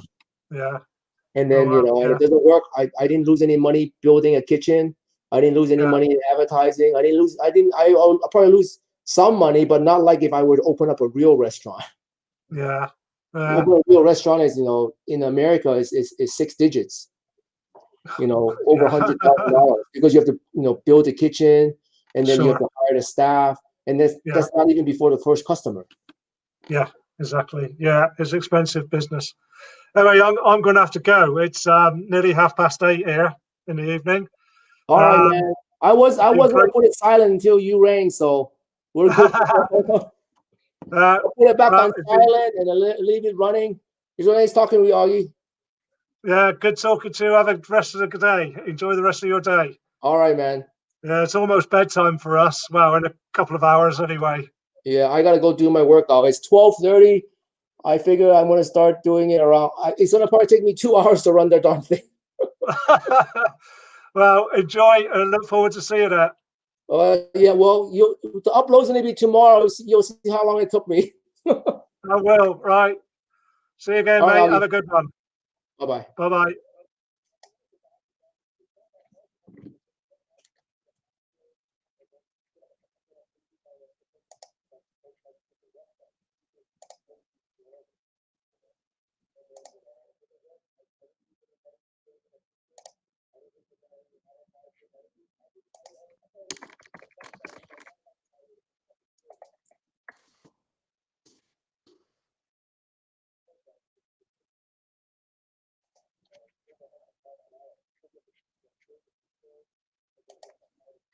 Hey, how you doing, Juan?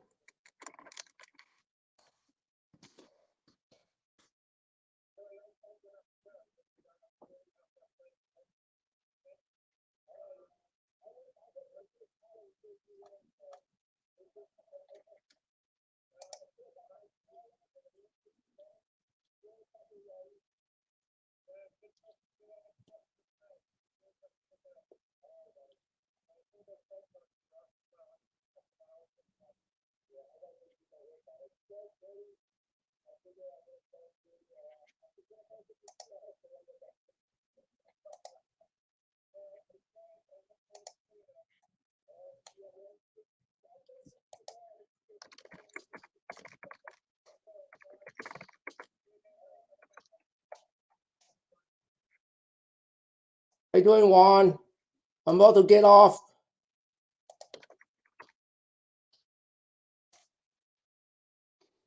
Your drone thing was crazy, man. I love that.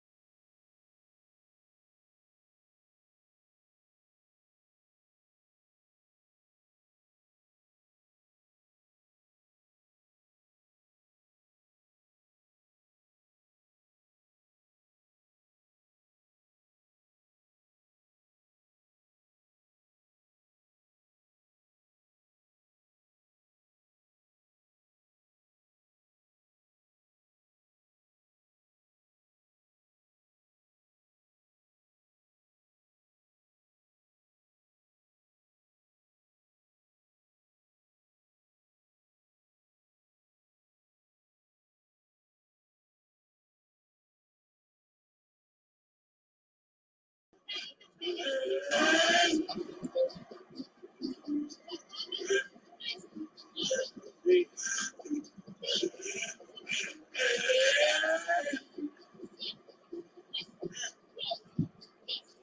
4,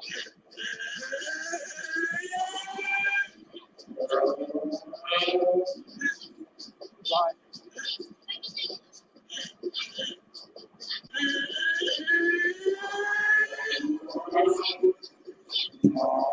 6.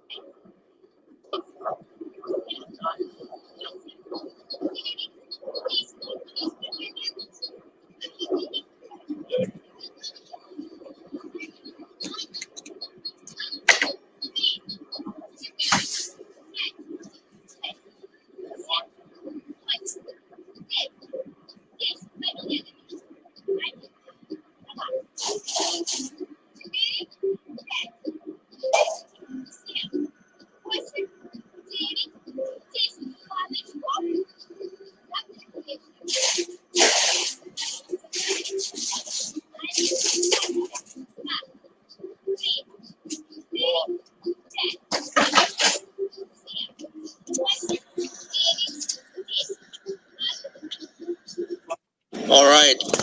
How's it in Aloha? This is your Uncle Burpee Yoga. Today is the day. Today's November 3rd, 2020.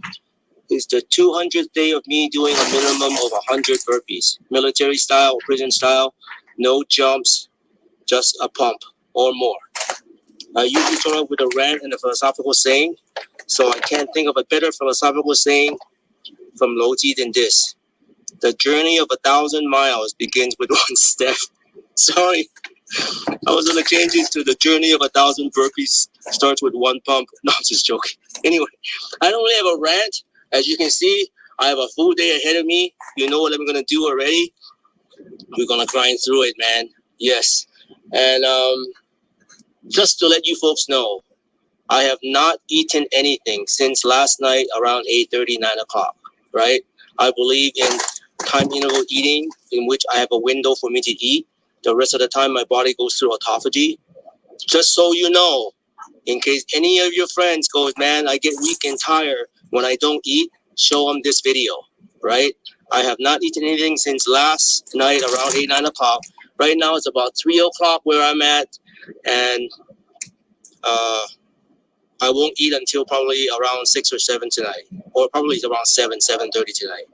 And only thing I've had, calorie-wise, is nothing. I only drink water, tap water, no less. And I even brought my tap water, see? And I'll reuse the plastic bag. And coffee with nothing. Just coffee that came out of the coffee maker. No cream, no sugar, nothing. With that, let's get that money. 50 plus. If I can do it, don't try it. Unless you consult somebody. Don't consult YouTube.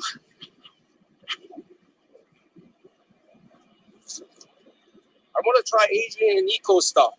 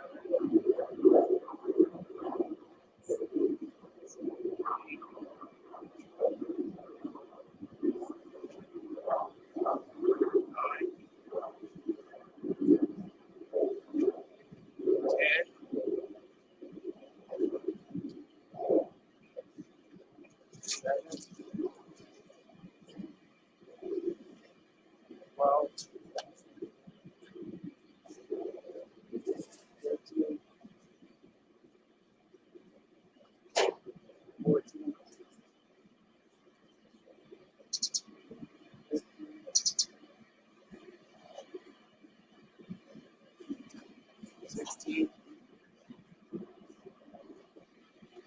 17, 18, 19, 20.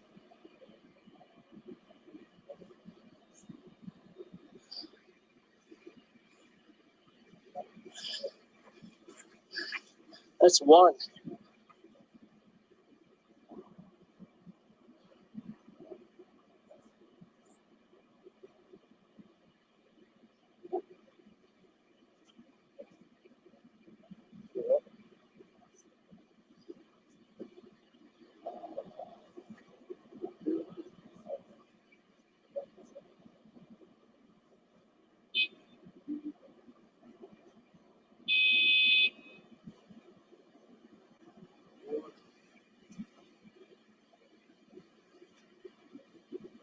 Five, 6,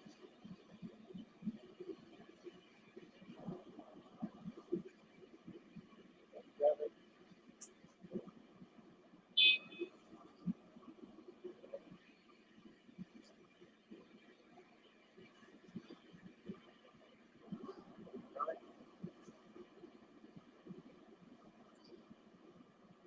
30,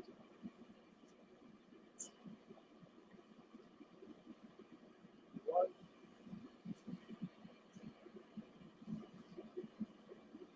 32, 33,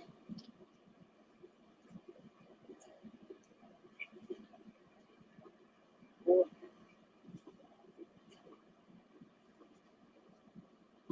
5,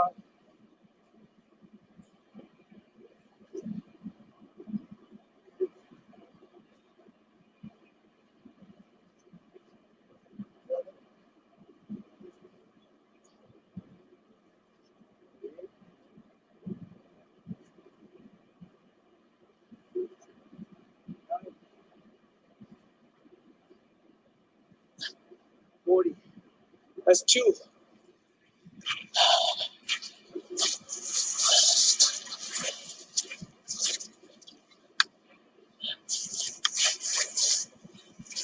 They're falling.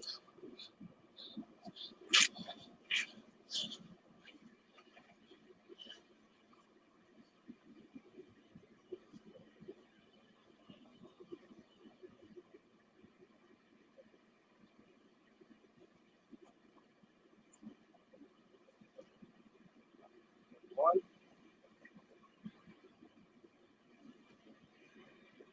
2,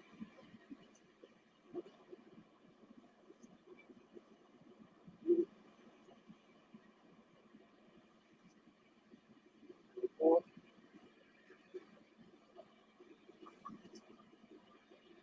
5,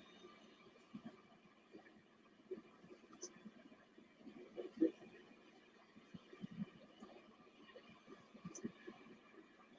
7,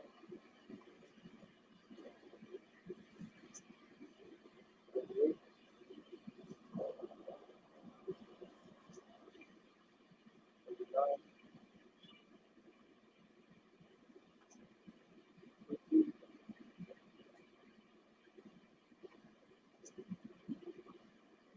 1,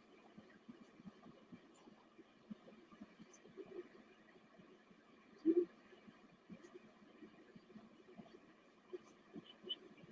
3,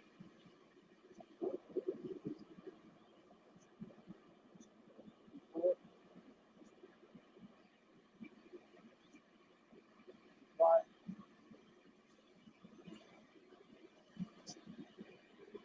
6,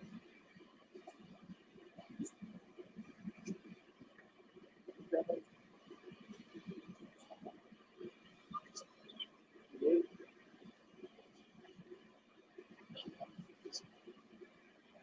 9, 60.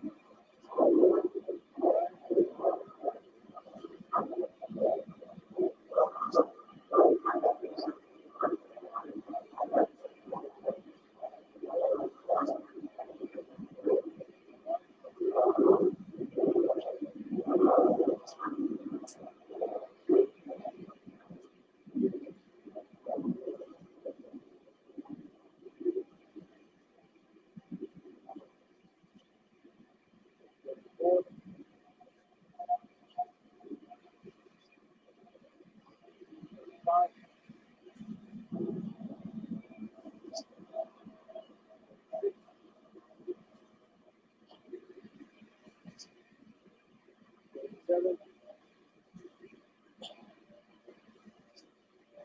58,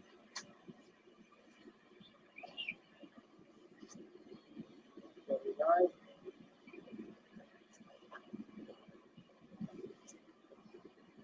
80. That's 4.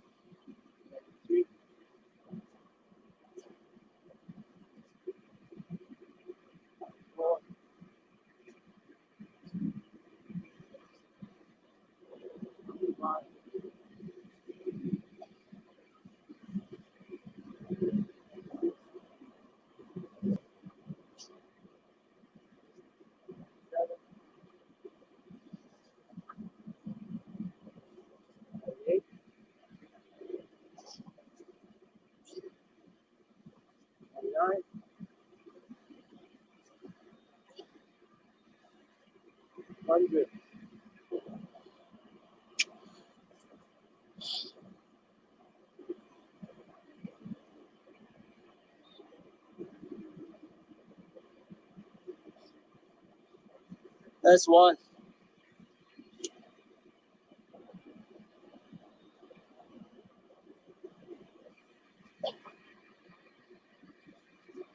1,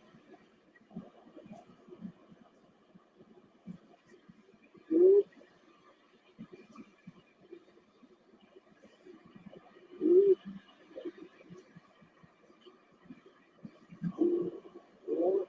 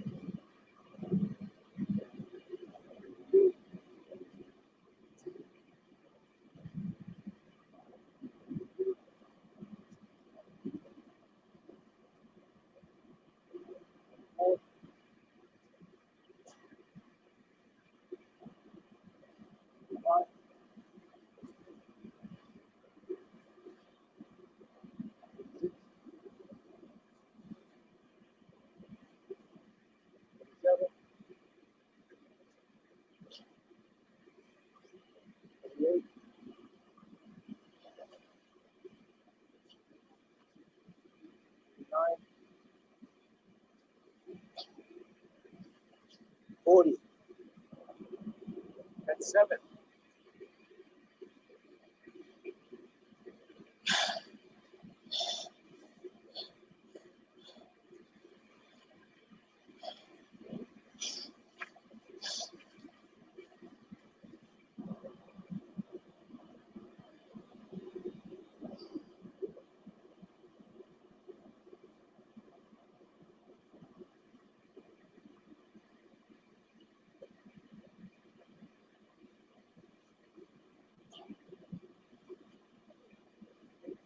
One.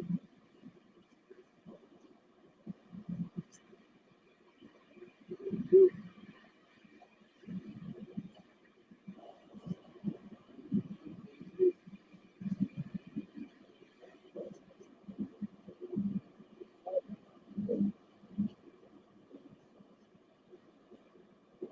5.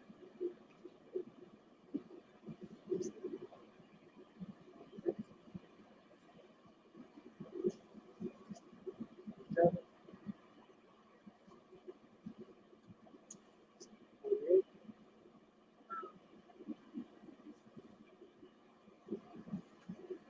9.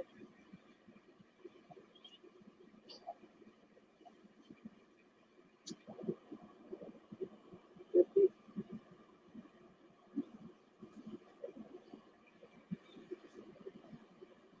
51.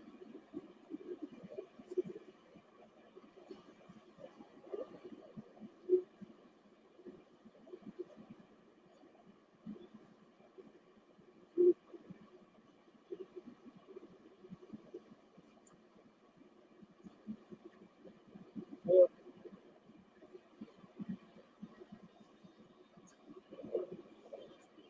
5.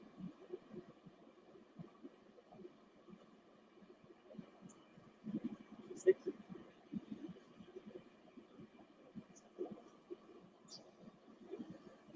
7.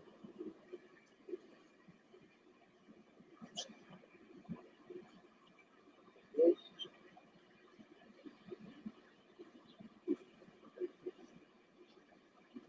9.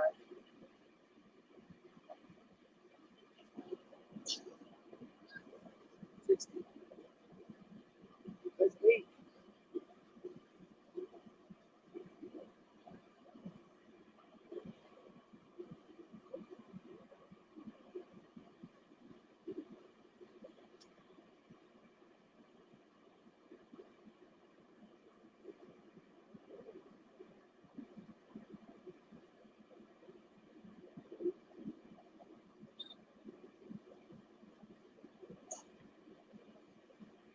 1.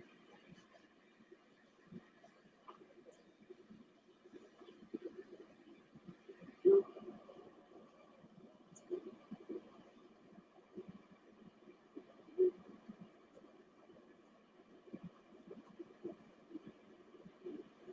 4.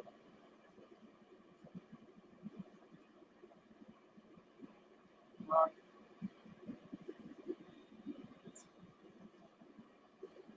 6.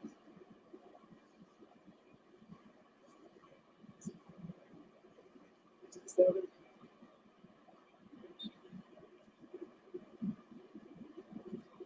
8.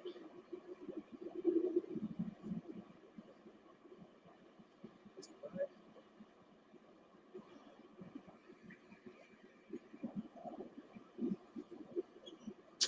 7.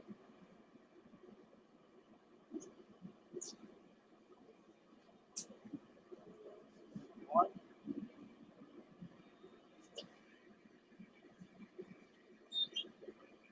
2.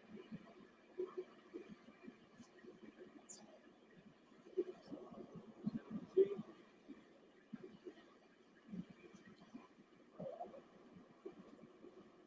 4.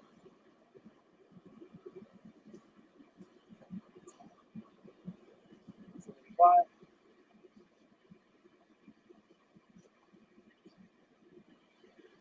6.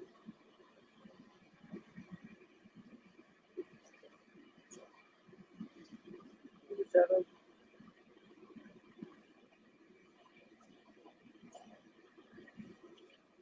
8.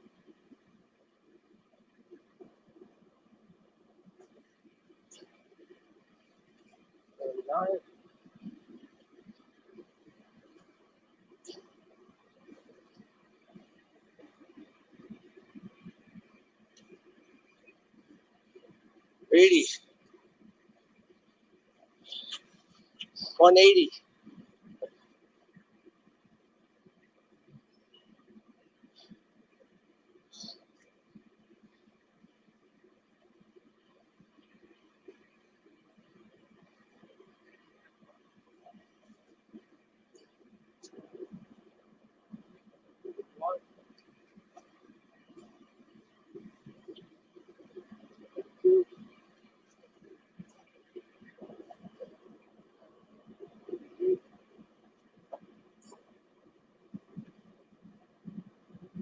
Four.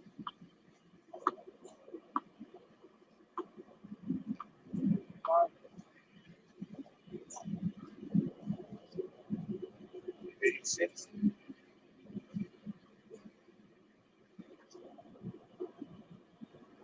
7.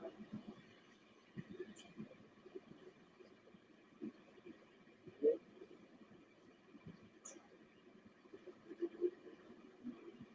9.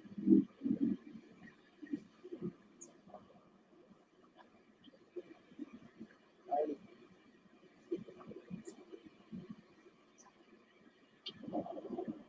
1.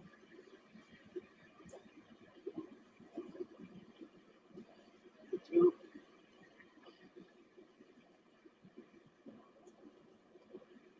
2.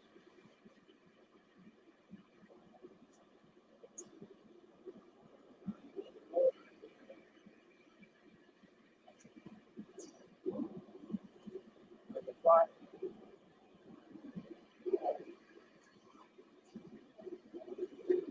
6.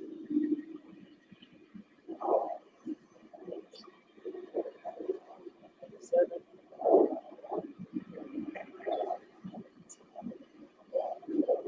8.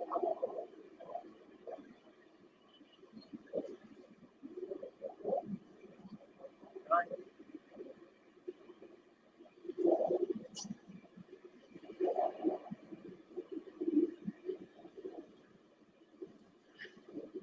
That's 200. 2. 2.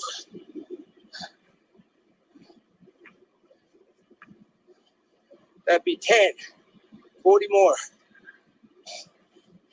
Let's get it, man.